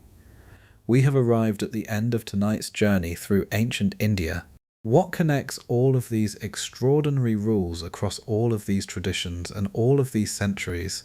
is something that is at once very simple and very difficult to fully grasp. Every one of these rule systems was an attempt to answer the same question that every civilization we have visited has been trying to answer: the question of how to live. Not just how to survive, not just how to maintain social order, but how to live in a way that is worthy of the consciousness that is capable of asking the question. How to organize a human existence, both individually and collectively, that honors the full range of what a human being is and what a human being is capable of. The Indian philosophical traditions answered this question with a comprehensiveness and a depth and a variety of approaches that no other ancient civilization matched. The Arthashastra answered it with the rigorous pragmatism of political realism. The Ashoka edicts answered it with the moral conviction of universal compassion. The Upanishads answered it with the philosophical inquiry into the nature of consciousness itself. The Dhammasastra answered it with the social conservatism of a tradition that understood stability and continuity as prerequisites for every other value. The Jain tradition answered it with the ethical radicalism of complete non-harm. The Buddhist tradition answered it with the empirical pragmatism of tested meditative technique. The Tantric traditions answered it with the paradoxical insight that the path through the world and the path away from the world might ultimately be the same path. None of these answers was complete. Each revealed something important that the others missed or minimized. The Arthashastra's political realism missed the moral dimension that Ashoka's edicts insisted on. The Dhammashastra's social conservatism missed the human cost of the institutions it justified. The Jain and Buddhist traditions' emphasis on renunciation missed the value of worldly engagement that the householder traditions preserved. And the Tantric tradition's embrace of transgression as a spiritual path required a level of preparation and discrimination that made them genuinely dangerous in the hands of practitioners who were not adequately prepared. The rules were extraordinary. They were the best that specific communities of human beings could do at specific moments in their history, with the knowledge and the resources and the moral imagination that they had available. And some of what they produced was genuinely magnificent. The mathematical rules that made modern computation possible, the medical rules that anticipated modern surgical technique by 2,000 years, the philosophical rules about the nature of consciousness that contemporary neuroscience and philosophy of mind are still trying to fully engage with, the ethical rules about non-violence that influenced Gandhi, and through Gandhi influenced every subsequent tradition of non-violent political resistance in the modern world. It is very late now. The scholar of Pataliputra has completed his day's work. Ashoka's officials are travelling through the provinces with their instructions. The Jain monk has swept the path before his resting place. The Buddhist meditator has completed the evening session. Aryabhata has confirmed that the stars are where his calculations predicted. The untouchable who has been working all day in the conditions that the rules of his society imposed on him is resting in the only space his society designated as appropriate for his rest. And the Devadasi has completed the evening ritual performance in the temple and is returning to her quarters. All of them rest now, in their different circumstances, with their different relationships to the rules that governed their lives.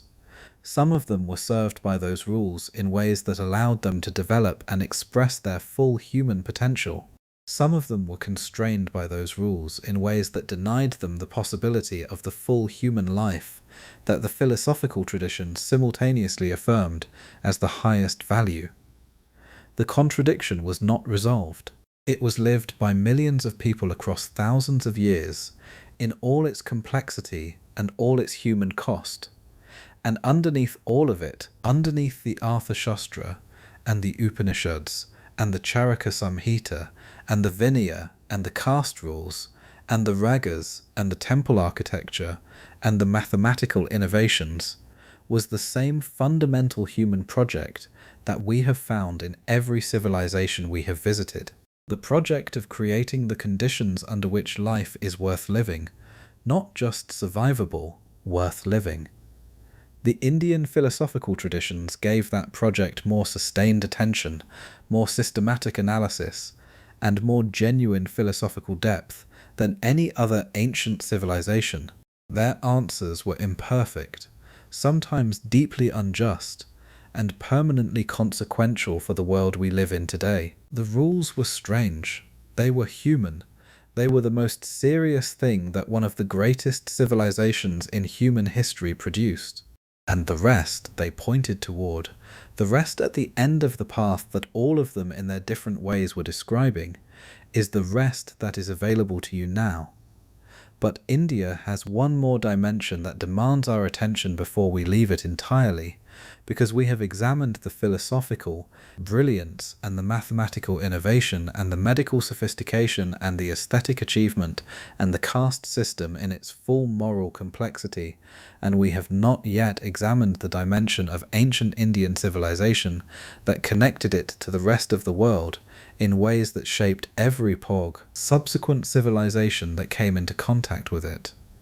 We have not yet examined the rules of trade and commerce and maritime exploration that made ancient India one of the most commercially connected civilizations in the ancient world. We have not yet examined the rules of the spice trade that brought Roman merchants to the Malabar coast and carried Indian goods to markets from Alexandria to Chang'an. And we have not yet examined the rules of the Indian Ocean trading world that was, in the centuries between the Maurya Empire and the Gupta Golden Age, the most extensive and the most commercially sophisticated trading network that the ancient world had ever produced. If you wake up as a merchant in the port city of Mussoories on the Malabar coast of southwestern India in the year 100 of our era, you are living in one of the most commercially active cities in the ancient world. Mussoories, whose precise modern location is still debated by archaeologists, but which was certainly somewhere on the coast of what is now the Indian state of Kerala, was the primary port of call for the Roman merchant ships that arrived in India twice a year with the monsoon winds, loaded with Roman gold and silver coins and Italian wine and glassware and lead and copper, and departed again when the winds changed, loaded with the pepper and cinnamon and cardamom and ginger and indigo and cotton textiles and precious stones that the Mediterranean markets demanded and would pay almost any price to obtain. The rules that governed the trade at Mussoories were the rules of a commercial system that had been developing for at least 3 centuries before the Roman arrival, and that would continue developing for centuries after the Roman Empire had fallen. The Indian Ocean trading world was organized around the monsoon wind system, which created reliable seasonal connections between the Arabian Peninsula, the east coast of Africa, the west coast of India, and the ports of Southeast Asia. The rules about when to depart, which routes to take, where to shelter during the dangerous periods of the monsoon season, how to navigate using the stars and the patterns of ocean swell and the flight of birds, were accumulated in the practical knowledge of generations of sailors and merchants who had been crossing the Indian Ocean since at least the second millennium before our era. The specific rules about the Roman trade with India are revealed in unusual detail by the survival of a document called the Periplus of the Erythraean Sea, a practical commercial handbook written by a Greek-speaking merchant in the 1st century of our era that described the ports and the products and the commercial conditions of the entire Indian Ocean trading world from the Red Sea to the Malabar coast. The Periplus specified what goods were in demand at each port, what the local ruler expected in the way of gifts before he would permit trading, what the quality of the anchorage was, and what seasonal conditions the merchant should expect, and what the rules were about the import and export of different categories of goods at each location. The rules about the payment for Indian goods revealed one of the most consequential commercial facts about the Roman Indian trade. India sold to Rome vastly more than it bought from Rome, which meant that the trade balance was consistently in India's favour, and that the difference had to be made up in gold and silver coin. The Roman author Pliny the Elder, writing in the 1st century of our era, complained with genuine distress that Rome was losing 50 million sesterces per year to India in this one-sided trade, a sum that represented an enormous drain on the Roman monetary system, and that Pliny attributed to the Roman population's insatiable appetite for Indian luxury goods. The rules of the Roman Indian trade were therefore rules that were simultaneously making a small number of Indian merchants and rulers very wealthy and slowly draining the monetary resources of the Roman Empire. The rules about the guilds that organized the commercial life of ancient Indian cities reveal a system of commercial self-governance that was considerably more sophisticated than the commercial institutions of most ancient Mediterranean cities. The Indian merchant guilds, the Shrenis, were not simply associations of merchants engaged in the same trade. They were complex institutions with their own legal personality, their own internal governance structures, their own judicial functions for resolving disputes between members, their own banking functions for managing the capital of the guild and providing credit to members, and their own religious functions connecting the guild's commercial activities to the divine patronage that protected them. The rules about guild membership were specific and seriously enforced. A merchant who wished to join a guild had to meet specific criteria of family background, commercial experience, and financial standing, and had to be admitted through a specific procedure that included the endorsement of existing members and the payment of a specific admission fee. A guild member who violated the guild's rules about commercial practice, who sold goods of lower quality than the standards the guild maintained, who violated the pricing agreements that the guild had established, or who engaged in conduct that damaged the guild's reputation in the commercial community, faced sanctions from the guild's internal tribunal that ranged from financial penalties to suspension to expulsion. The rules about the banking functions of the Indian merchant guilds reveal a level of financial sophistication that was among the highest in the ancient world. The guilds maintained deposits of capital from their members and from outside investors, lent that capital at specified rates of interest for commercial purposes, issued credit instruments that could be used in transactions without the physical transfer of coin, and maintained the accounting records that documented the guild's financial position and each member's claim on the guild's assets. The rules about the interest rates that guilds could charge, the conditions under which loans could be called in, the rights of creditors in the event of a borrower's default, and the priority of different categories of creditor in the distribution of a bankrupt debtor's assets were specified in the Dhamma legal texts and in the guild's own internal rules. The rules about the pilgrimage traditions that connected the religious geography of the Indian subcontinent into a single sacred landscape reveal a dimension of ancient Indian civilization that simultaneously expressed the deepest values of the philosophical traditions we have been examining and served the practical function of connecting economically and culturally diverse communities across vast distances. The Tirthas, The sacred crossing places at river confluences and coastal sites and mountain peaks where the boundary between the human and the divine was understood as especially thin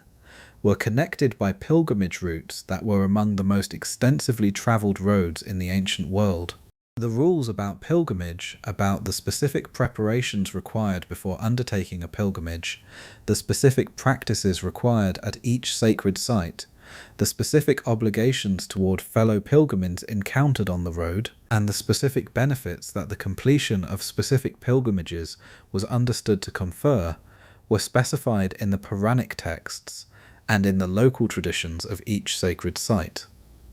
The Kumbh Mela, the great gathering at the confluences of sacred rivers that brought together millions of pilgrims from across the subcontinent at astronomically determined intervals, is the most dramatic expression of the pilgrimage tradition and the largest regular human gathering in the ancient world. The rules that governed the Kumbh Mela covered every aspect of the gathering, from the astronomical calculations that determined when it should be held to the specific sequence of ritual bathing that each day of the gathering required, to the rules about the precedence of different categories of religious practitioners in the bathing order, to the management of the enormous logistical challenges of providing food and shelter and safety to a gathering of this scale. The specific rule that the most sacred bathing time was determined by the precise astronomical moment of a specific planetary configuration meant that the rules about when to bathe required knowledge of astronomical calculation as well as religious tradition, connecting the practical rule of pilgrimage conduct to the broader tradition of mathematical and astronomical sophistication that we have been examining throughout tonight's journey. The rules about the construction and maintenance of stepwells, the Vav structures of Western India and the Baulis of the North, reveal a tradition of hydraulic engineering that combined functional water management with extraordinary architectural and philosophical ambition. The stepwell was not simply a well with steps providing access to the water, it was an architectural descent into the earth organized according to specific rules about the proportions and the spacing of the stepped platforms, the orientation of the structure relative to the cardinal directions, the decorative program of the carved panels and niches that covered the walls of the descent, and the relationship between the water at the bottom and the sky visible above. The rules of stepwell construction were rules about the creation of a specific kind of space, a space that was simultaneously practical and sacred, in which the physical descent toward water was experienced as a descent toward a specific kind of cosmic center. The rules about the management of forests and wildlife in ancient India reveal a tradition of environmental governance that was considerably more sophisticated than the approach of most ancient Mediterranean states to the management of natural resources. The Arthashastra specified rules about the management of royal forests, distinguishing between forests that were to be maintained as wildlife sanctuaries where hunting was prohibited, forests that were to be managed for the production of specific timber and non-timber products under the supervision of state officials,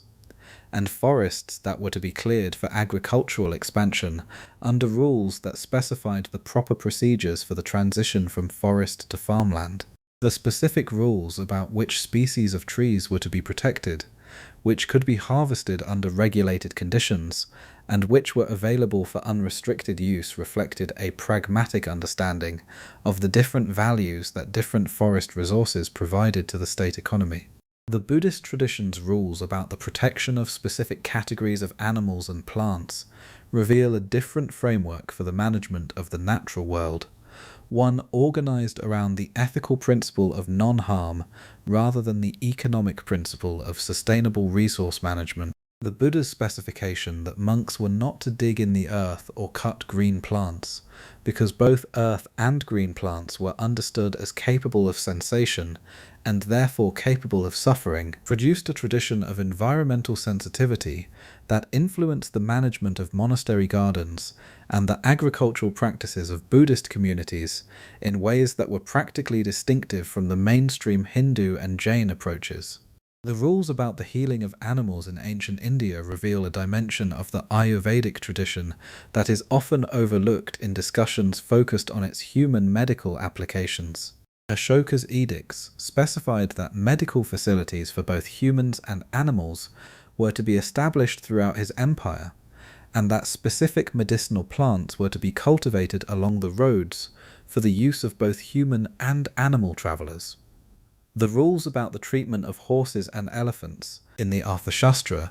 and in the specialized texts of military veterinary medicine that developed in the Maurya period reflected the enormous practical importance of these animals to military and economic life, and the consequent value of maintaining their health and working capacity through systematic veterinary care. The rules about the Silk Road connections between India and the civilizations to its north and west reveal the specific ways in which ancient Indian civilization participated in the broader network of cultural and commercial exchange that connected the ancient world from the Mediterranean to China. The overland routes that connected India to Central Asia and through Central Asia to China and the Mediterranean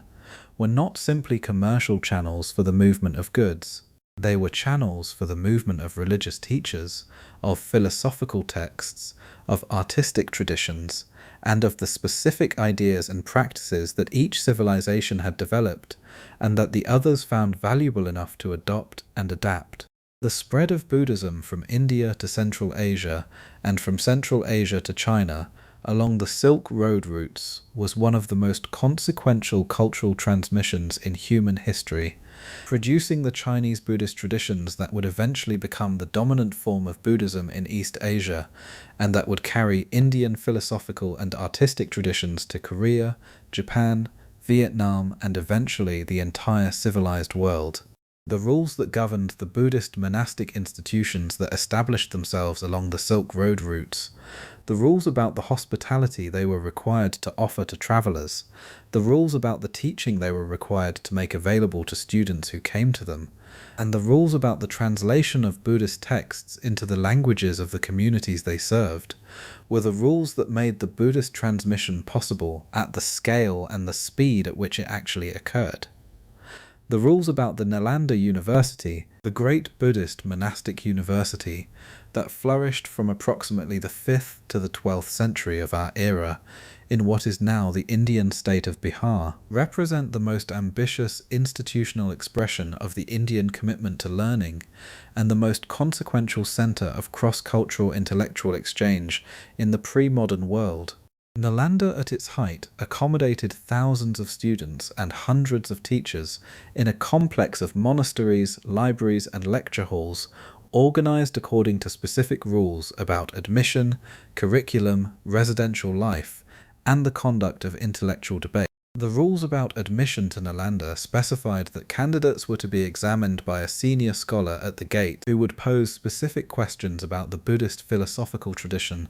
and accept only those candidates whose responses demonstrated sufficient preparation to benefit from the teaching available within. The rules about the intellectual life at Nalanda reveal a tradition of rigorous philosophical debate that was organized around the same principles of formal argument and systematic refutation that we examined in the context of the Gupta philosophical schools. The traditions of different Buddhist philosophical schools, the Theravada, the Madhyamaka, the Yogacara, and the Vajrayana, coexisted at Nalanda and engaged each other in the formal debate tradition, with specific rules about the correct form of philosophical argument and the specific criteria for determining when a philosophical position had been successfully refuted. The intellectual atmosphere of Nalanda was consequently one of intense and rigorous philosophical competition within a framework of shared commitment to the Buddhist path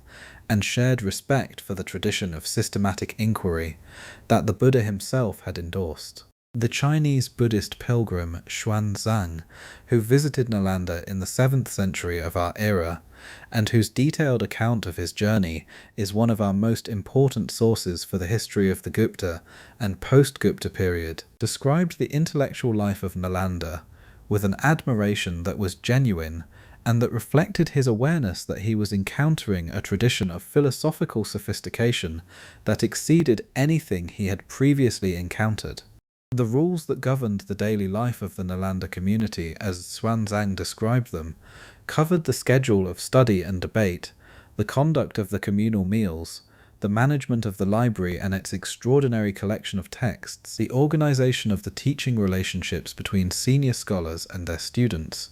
and the procedures for the formal public debates that were the central intellectual event of the academic calendar. The destruction of Nalanda by the forces of the Delhi Sultanate in the late 12th century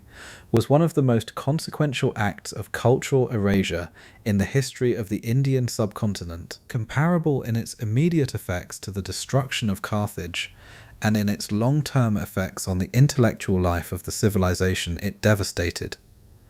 The burning of the Nalanda library, which ancient sources describe as burning for months because of the vast quantity of manuscripts it contained, represented the loss of a body of accumulated knowledge, whose specific contents we can only partially reconstruct from the texts that were copied and preserved in the Buddhist communities of Tibet, Nepal, and East Asia before the destruction occurred. The rules of the tradition that Nalanda embodied, the rules about systematic inquiry and formal debate, and the careful transmission of accumulated knowledge across generations, survived in those distant communities and eventually found their way back to India in the modern period when the texts preserved in Tibet were rediscovered and studied by Indian and international scholars. And now, with the merchant at Muziris and the guild banker managing his credit instruments, and the pilgrim descending the steps of the stepwell toward the sacred water, and the monk at Nalanda preparing for the morning's debate, and Xuanzang taking notes in his cell by candlelight, and Ashoka's officials travelling the roads with their instructions, and Aryabhata looking up at the stars, and the untouchable resting after the day's labour in the only space his society had designated for him. We have arrived at the end of tonight's journey through ancient India. What we have found in ancient India is what we have found in every civilization we have visited across all of these nights of extraordinary history. We have found human beings trying to answer the same fundamental questions that every civilization has had to face. How should we organize our collective life? What do we owe to each other? What does a good human existence require? And what are we willing to do and to refrain from doing in order to create the conditions under which that existence is possible? The Indian answers to these questions were among the most comprehensive, the most sophisticated, and the most varied of any civilization in the ancient world. The Arthashastra's answer was the answer of political realism, the recognition that power is real, that its management requires specific skills and specific techniques, and that the ruler who refuses to engage with the reality of power on its own terms will be destroyed by those who do. The Ashokan answer was the answer of moral transformation, the recognition that power used without compassion is ultimately self-defeating, and that the ruler who treats the welfare of all his subjects, including the animals and the trees and the foreign cultures within his territory, as a genuine obligation will build a more stable and more lasting foundation for his authority than the ruler who treats everything as an instrument of his own interests. The Upanishadic answer was the answer of philosophical inquiry, the recognition that the deepest questions about the nature of existence cannot be answered by political arrangements or moral rules alone, but require a sustained investigation of the nature of consciousness itself. The Jain answer was the answer of radical non-harm, the recognition that the value of every living being is real, and that any civilization that systematically denies that value for the convenience of its more powerful members is built on a foundation of violence whose costs will eventually be borne by everyone. And the Buddhist answer was the answer of empirical practice, the recognition that the transformation of consciousness that every other tradition was pointing toward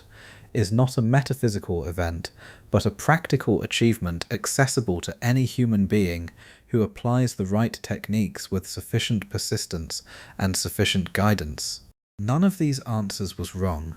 None of them was complete. Each illuminated something important that the others obscured. The zero that makes modern mathematics possible came from ancient India. The decimal notation that makes every calculation in the modern world possible came from ancient India. The surgical techniques that modern reconstructive surgery still uses came from ancient India. The meditative practices that modern psychology is rediscovering as genuine therapeutic tools came from ancient India. The philosophical frameworks for understanding consciousness that contemporary neuroscience is struggling to integrate with its physical models came from ancient India. The tradition of non-violent political resistance that Gandhi applied to the liberation of India from British colonialism and that Martin Luther King applied to the civil rights movement in the United States came from ancient India through the specific Jain and Buddhist traditions of ahimsa that the Indian philosophical world had been developing for 2,500 years before Gandhi was born. The rules were extraordinary. The people who made them were human. And the questions they were trying to answer are the questions we are still trying to answer today, in different forms, with different tools, with the benefit of everything these ancient traditions contributed to our accumulated understanding, and with the burden of the specific failures and the specific injustices that those traditions also contained. It is very late now. The merchant at Musaries has secured his cargo for the night, and is sleeping in his quarters near the harbour. Kautilya has completed his day's writing, and has reviewed the intelligence reports from his agents throughout the empire. Ashoka has issued his last instruction of the day, and is resting in the knowledge that somewhere in his empire his officials are treating prisoners humanely, and providing medical care to sick animals, and listening to the concerns of people who have never before been listened to by the government that governed them. The Jain monk has swept his resting place and strained his water, and settled into the stillness that his tradition requires. The Buddhist meditator has completed the evening session, and entered the natural rest that follows. Aryabhata has confirmed once more that the mathematics is correct, and that the universe is ordered, and that the order is knowable. And Xuanzang is writing in his cell at Nalanda, trying to record everything he has learned in a tradition that he travelled thousands of kilometres to encounter, and that has changed forever his understanding of what human beings are capable of when they devote themselves fully to the project of understanding. All of them rest now, in their different beds, in their different centuries, in their different parts of the extraordinary subcontinent that produced them. Under the same stars that are above you tonight, in the same world that their rules helped to make, you rest with them. You have travelled far tonight through one of the greatest civilizations in human history.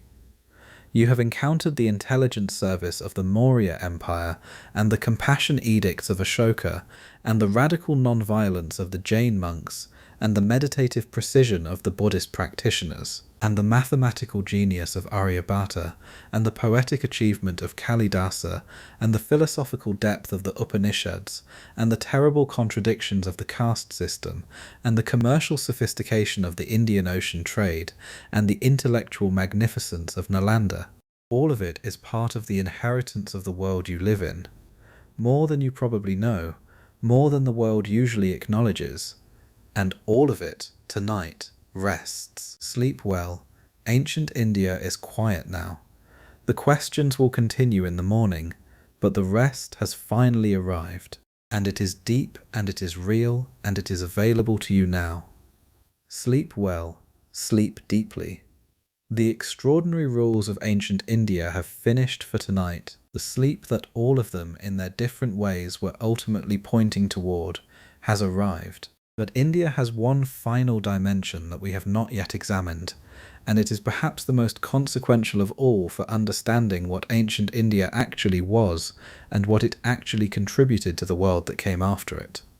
We have examined the rules of political power, and the rules of moral transformation, and the rules of philosophical inquiry, and the rules of commercial life, and the rules of social hierarchy, and we have not yet examined the rules that governed the most intimate and most revealing aspect of any civilization's existence. The rules about how human beings in ancient India understood themselves, understood each other, understood the universe they inhabited, and understood the relationship between their individual existence and the larger patterns of meaning within which that existence was embedded. These are the rules of the Hindu philosophical traditions in their full depth and their full variety, the rules of the 6 orthodox philosophical schools that developed within the Vedic framework, and that between them covered every major question about the nature of reality, the nature of knowledge, the nature of the self, and the nature of the path from ordinary human existence to liberation. These are the rules of the Samkhya school, and the Yoga school, and the Vaisheshika school, and the Nyaya school, and the Mimamsa school, and the Vedanta school, each with its specific answers to the fundamental questions of philosophy, and each with its specific rules about the practices and the disciplines that translate philosophical understanding into lived transformation. The Samkhya school, one of the oldest of the orthodox philosophical traditions, and the philosophical framework within which the practice tradition of yoga was embedded, proposed a fundamental distinction between 2 ultimate realities, Purusha and Prakriti, consciousness and matter, that organized the entire philosophical project of the school. Purusha was pure consciousness, unchanging, unmoving, without qualities, without activity, the witness of all experience but not itself involved in any experience. Prakriti was the fundamental material principle from which everything in the experienced world was composed,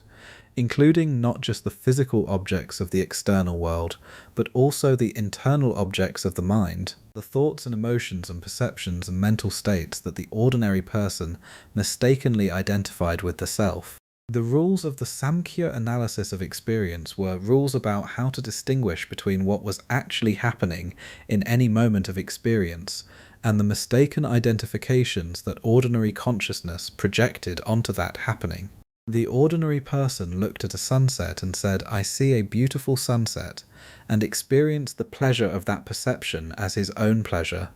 as a quality of himself, rather than as a quality of the experience. The Samkhya analysis specified that what was actually happening was that Purusha, pure consciousness, was witnessing the activity of Prakriti, the internal apparatus of perception and emotion and cognition that was generating the experience of sunset and the experience of pleasure. The eye that seemed to be seeing and enjoying was itself a construction of Prakriti,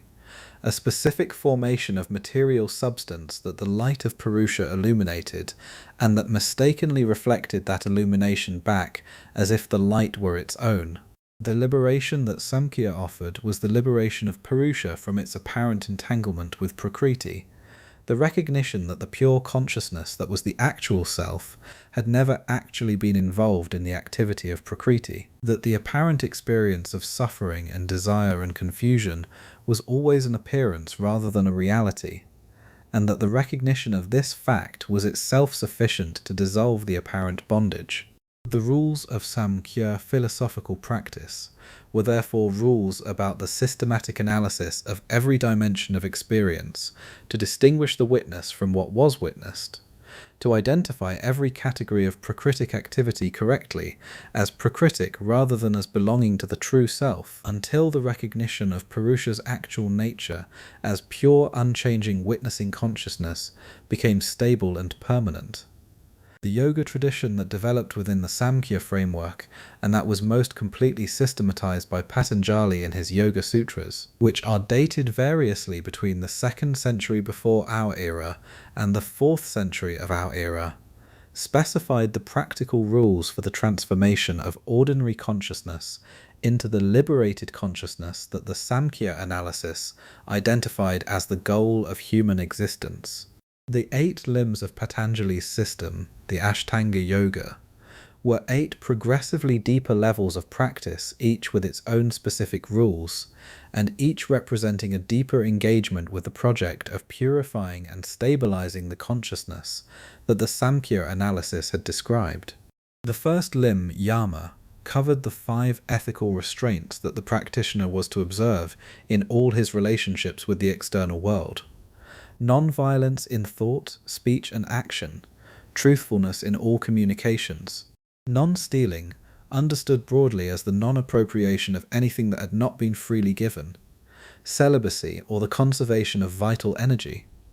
and non-possessiveness, the avoidance of the accumulation of more than the practical needs of one's situation required. These were not simply moral rules in the conventional sense. They were understood as the necessary preparation for the deeper practices of yoga,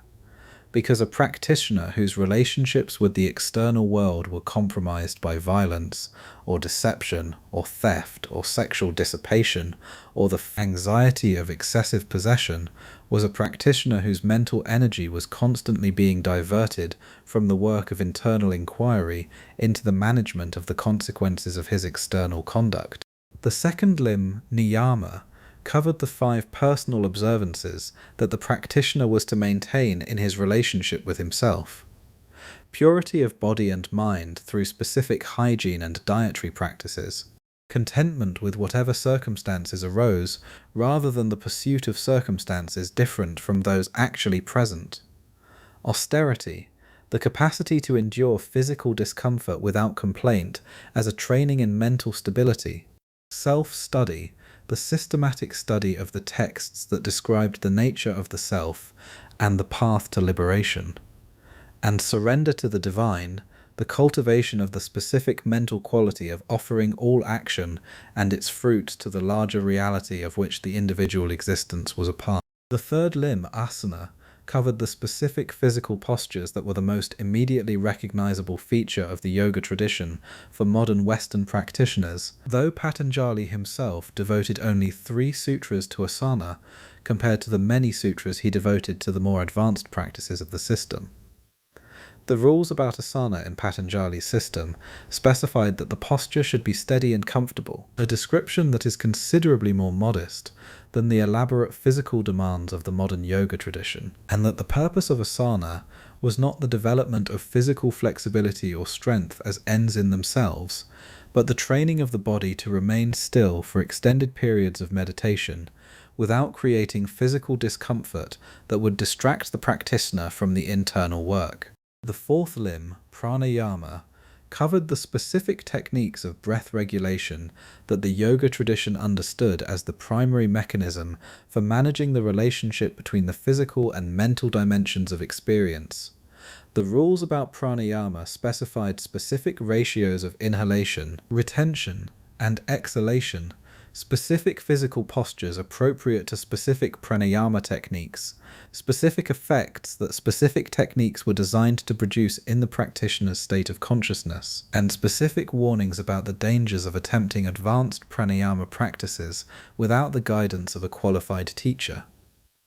The tradition understood the breath as the primary interface between the body and the mind, the physical process whose regulation most directly and most reliably influenced the quality of consciousness, and the rules about pranayama were therefore rules about a kind of consciousness engineering that worked from the physical level to produce specific mental states. The fifth limb, pratyahara, covered the withdrawal of the senses from their usual engagement with external objects, the practice of turning the attention inward rather than outward that was the necessary preparation for the deeper practices of dharana and dhyana and samadhi. The rules about pratyahara specified that the practitioner was to begin by simply observing the movement of attention outward toward sensory objects,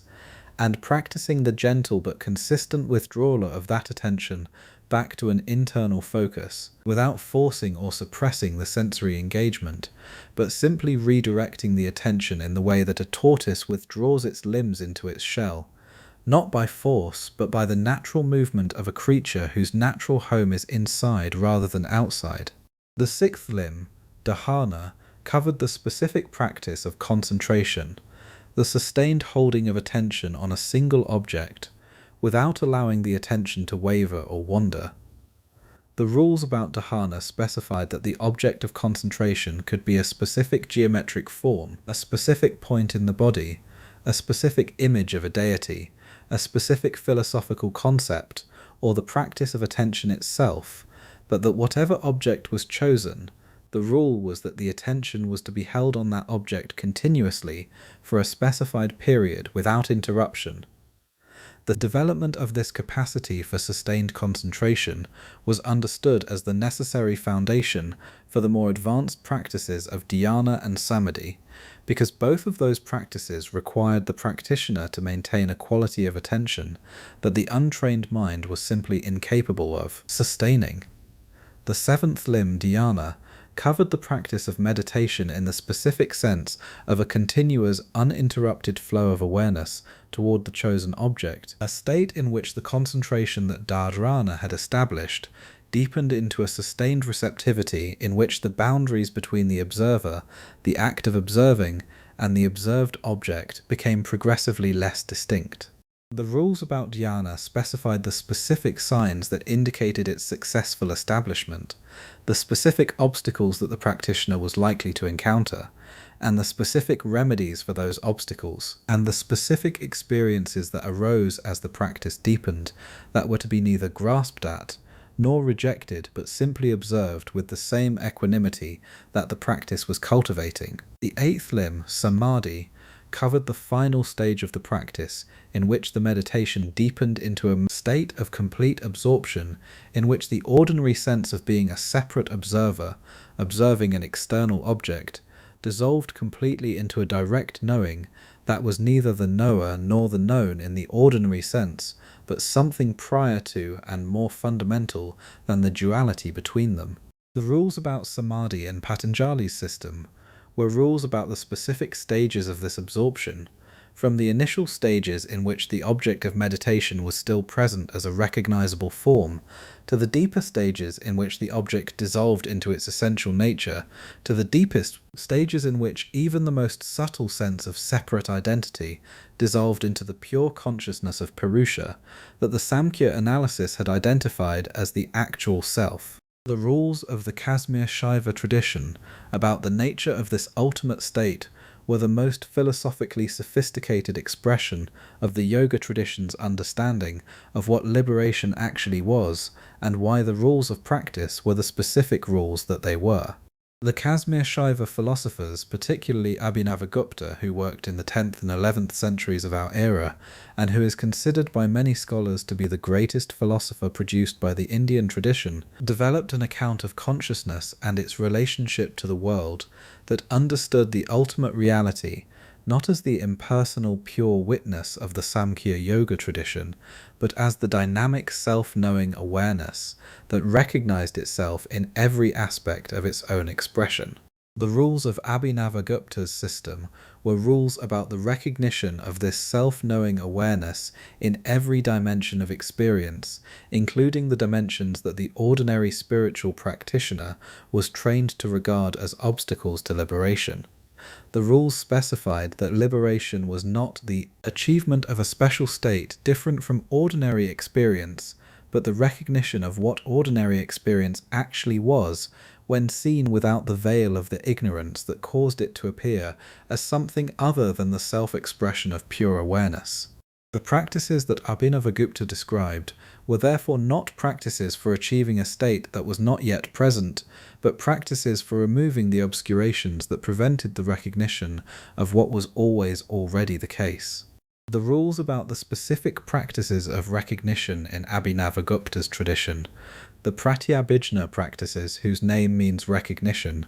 specified the specific points of entry into the recognition that were most accessible to practitioners of different temperaments and different levels of preparedness. For some practitioners, the most accessible entry point was the experience of aesthetic beauty, the moment of complete absorption in a work of art or music or poetry, in which the ordinary boundaries of self and other dissolved momentarily into the pure experience of beauty itself. For others, the entry point was the moment of surprise, the instant of shock or unexpected pleasure, in which the ordinary conceptual overlay on experience was momentarily stripped away and bare awareness shone through. For others, the entry point was the threshold between waking and sleeping, the moment of falling into sleep or waking from it, in which consciousness was present but not yet organized around the ordinary structures of waking experience. The rules about the management of this moment of recognition in the Abhinavagupta tradition specified that the practitioner was not to grasp at the recognition when it arose, because grasping would immediately reinstate the subject-object duality that the recognition had temporarily dissolved. The practitioner was not to reject the ordinary experience that followed the recognition, because rejection would reinforce the dualistic framework that the practice was designed to dissolve. The practitioner was simply to rest in the recognition when it arose, to allow it to deepen and to stabilize through repeated encounter, and to bring the quality of awareness that the recognition had revealed into the ordinary activities of daily life until the recognition became stable and continuous, rather than intermittent and fragile. The rules about the transmission of the recognition in the Kashmir Shaiva tradition specified that the transmission required a specific quality of relationship between teacher and student, in which the teacher's own stable recognition could function as a kind of mirror in which the student's recognition could be activated. The transmission was not the communication of a concept or a technique.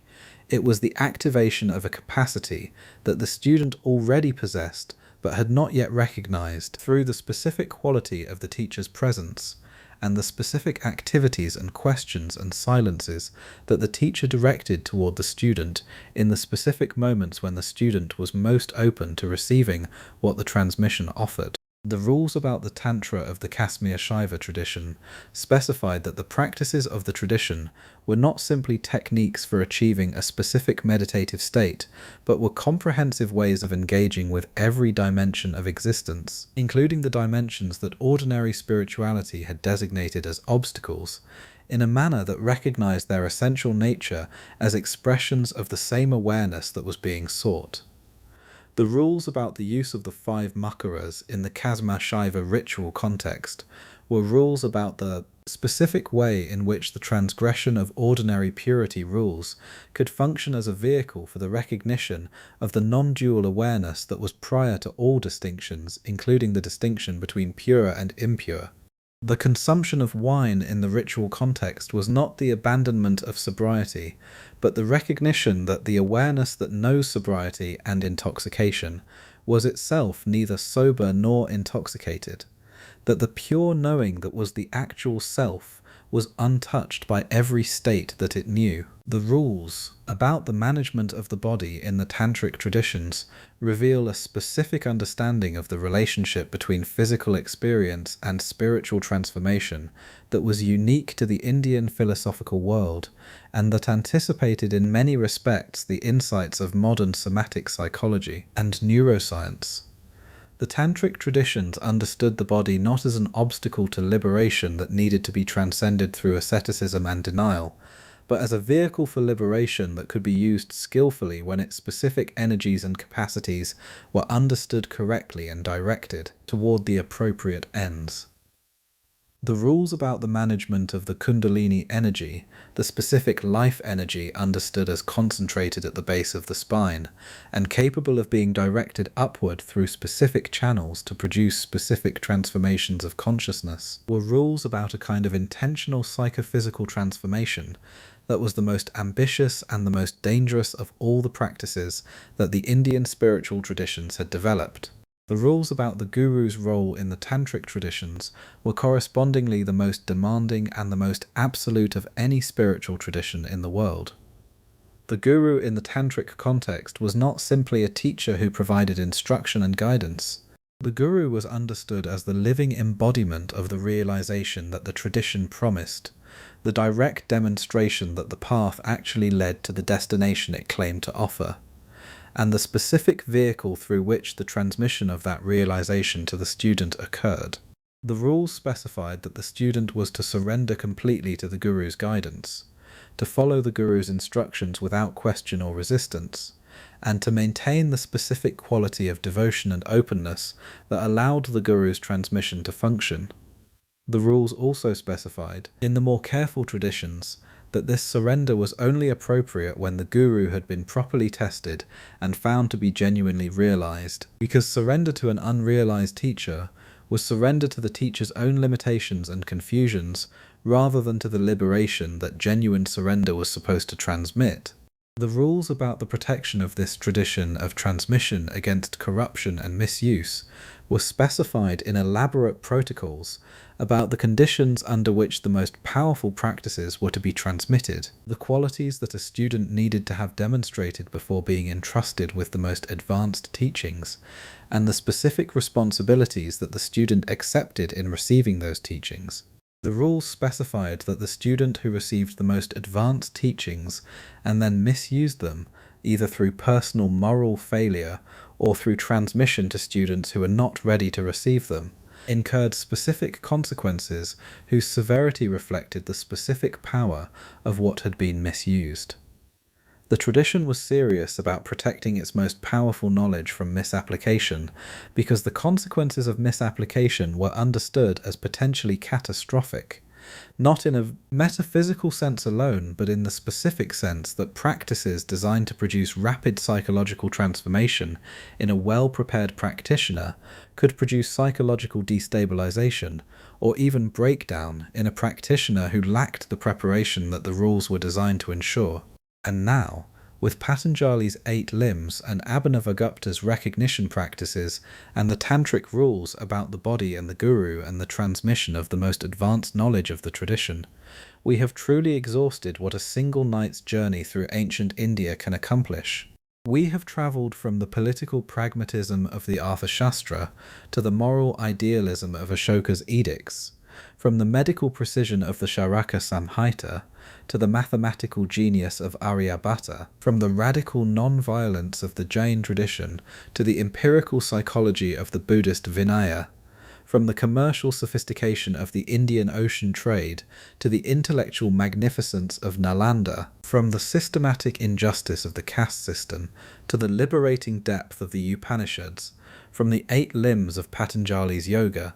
to the recognition practices of Abhinavagupta's Kashmir Shaiva tradition. What connects all of these extraordinary dimensions of ancient Indian civilization is what connects every extraordinary civilization we have visited across all of these nights of extraordinary history. It is the fundamental human project of taking the raw material of conscious existence and attempting to understand it, to organize it, to transform it, to express it in forms that honor its full depth and complexity and beauty and terror and potential. Ancient India pursued this project with a comprehensiveness, a depth, and a sustained intellectual commitment that no other ancient civilization matched. Aryabhata has confirmed the mathematics one last time,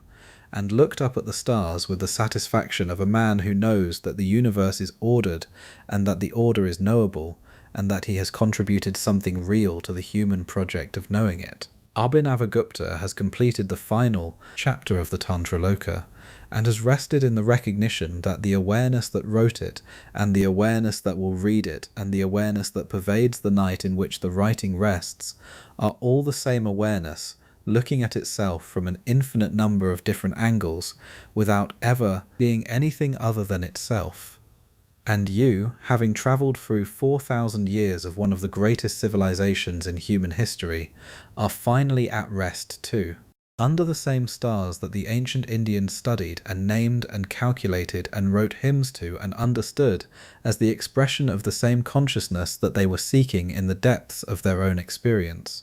in the same world that their rules helped to make, carrying the inheritance of their achievements and their failures in ways that you may not fully know, but that are real nonetheless. The zero that makes every calculation possible. The surgical techniques that make reconstruction possible. The meditative practices that make psychological transformation possible. The tradition of non-violence that makes political liberation possible without the destruction that violent revolution always brings. The philosophical frameworks about the nature of consciousness that make the most fundamental questions about what we are possible to ask with the precision and the depth that the questions deserve. All of this came from ancient India. All of it is part of what you are. And all of it, tonight, rests. Sleep well. Ancient India is quiet now.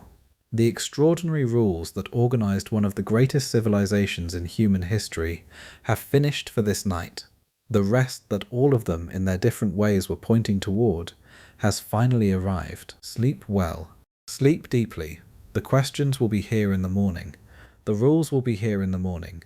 The extraordinary inheritance of ancient India will be here in the morning. But tonight, finally, there is only this, the awareness that knows the night, the breath that moves without effort, the rest that was always already here, waiting beneath every question and every answer and every rule that any civilization has ever made. Sleep well.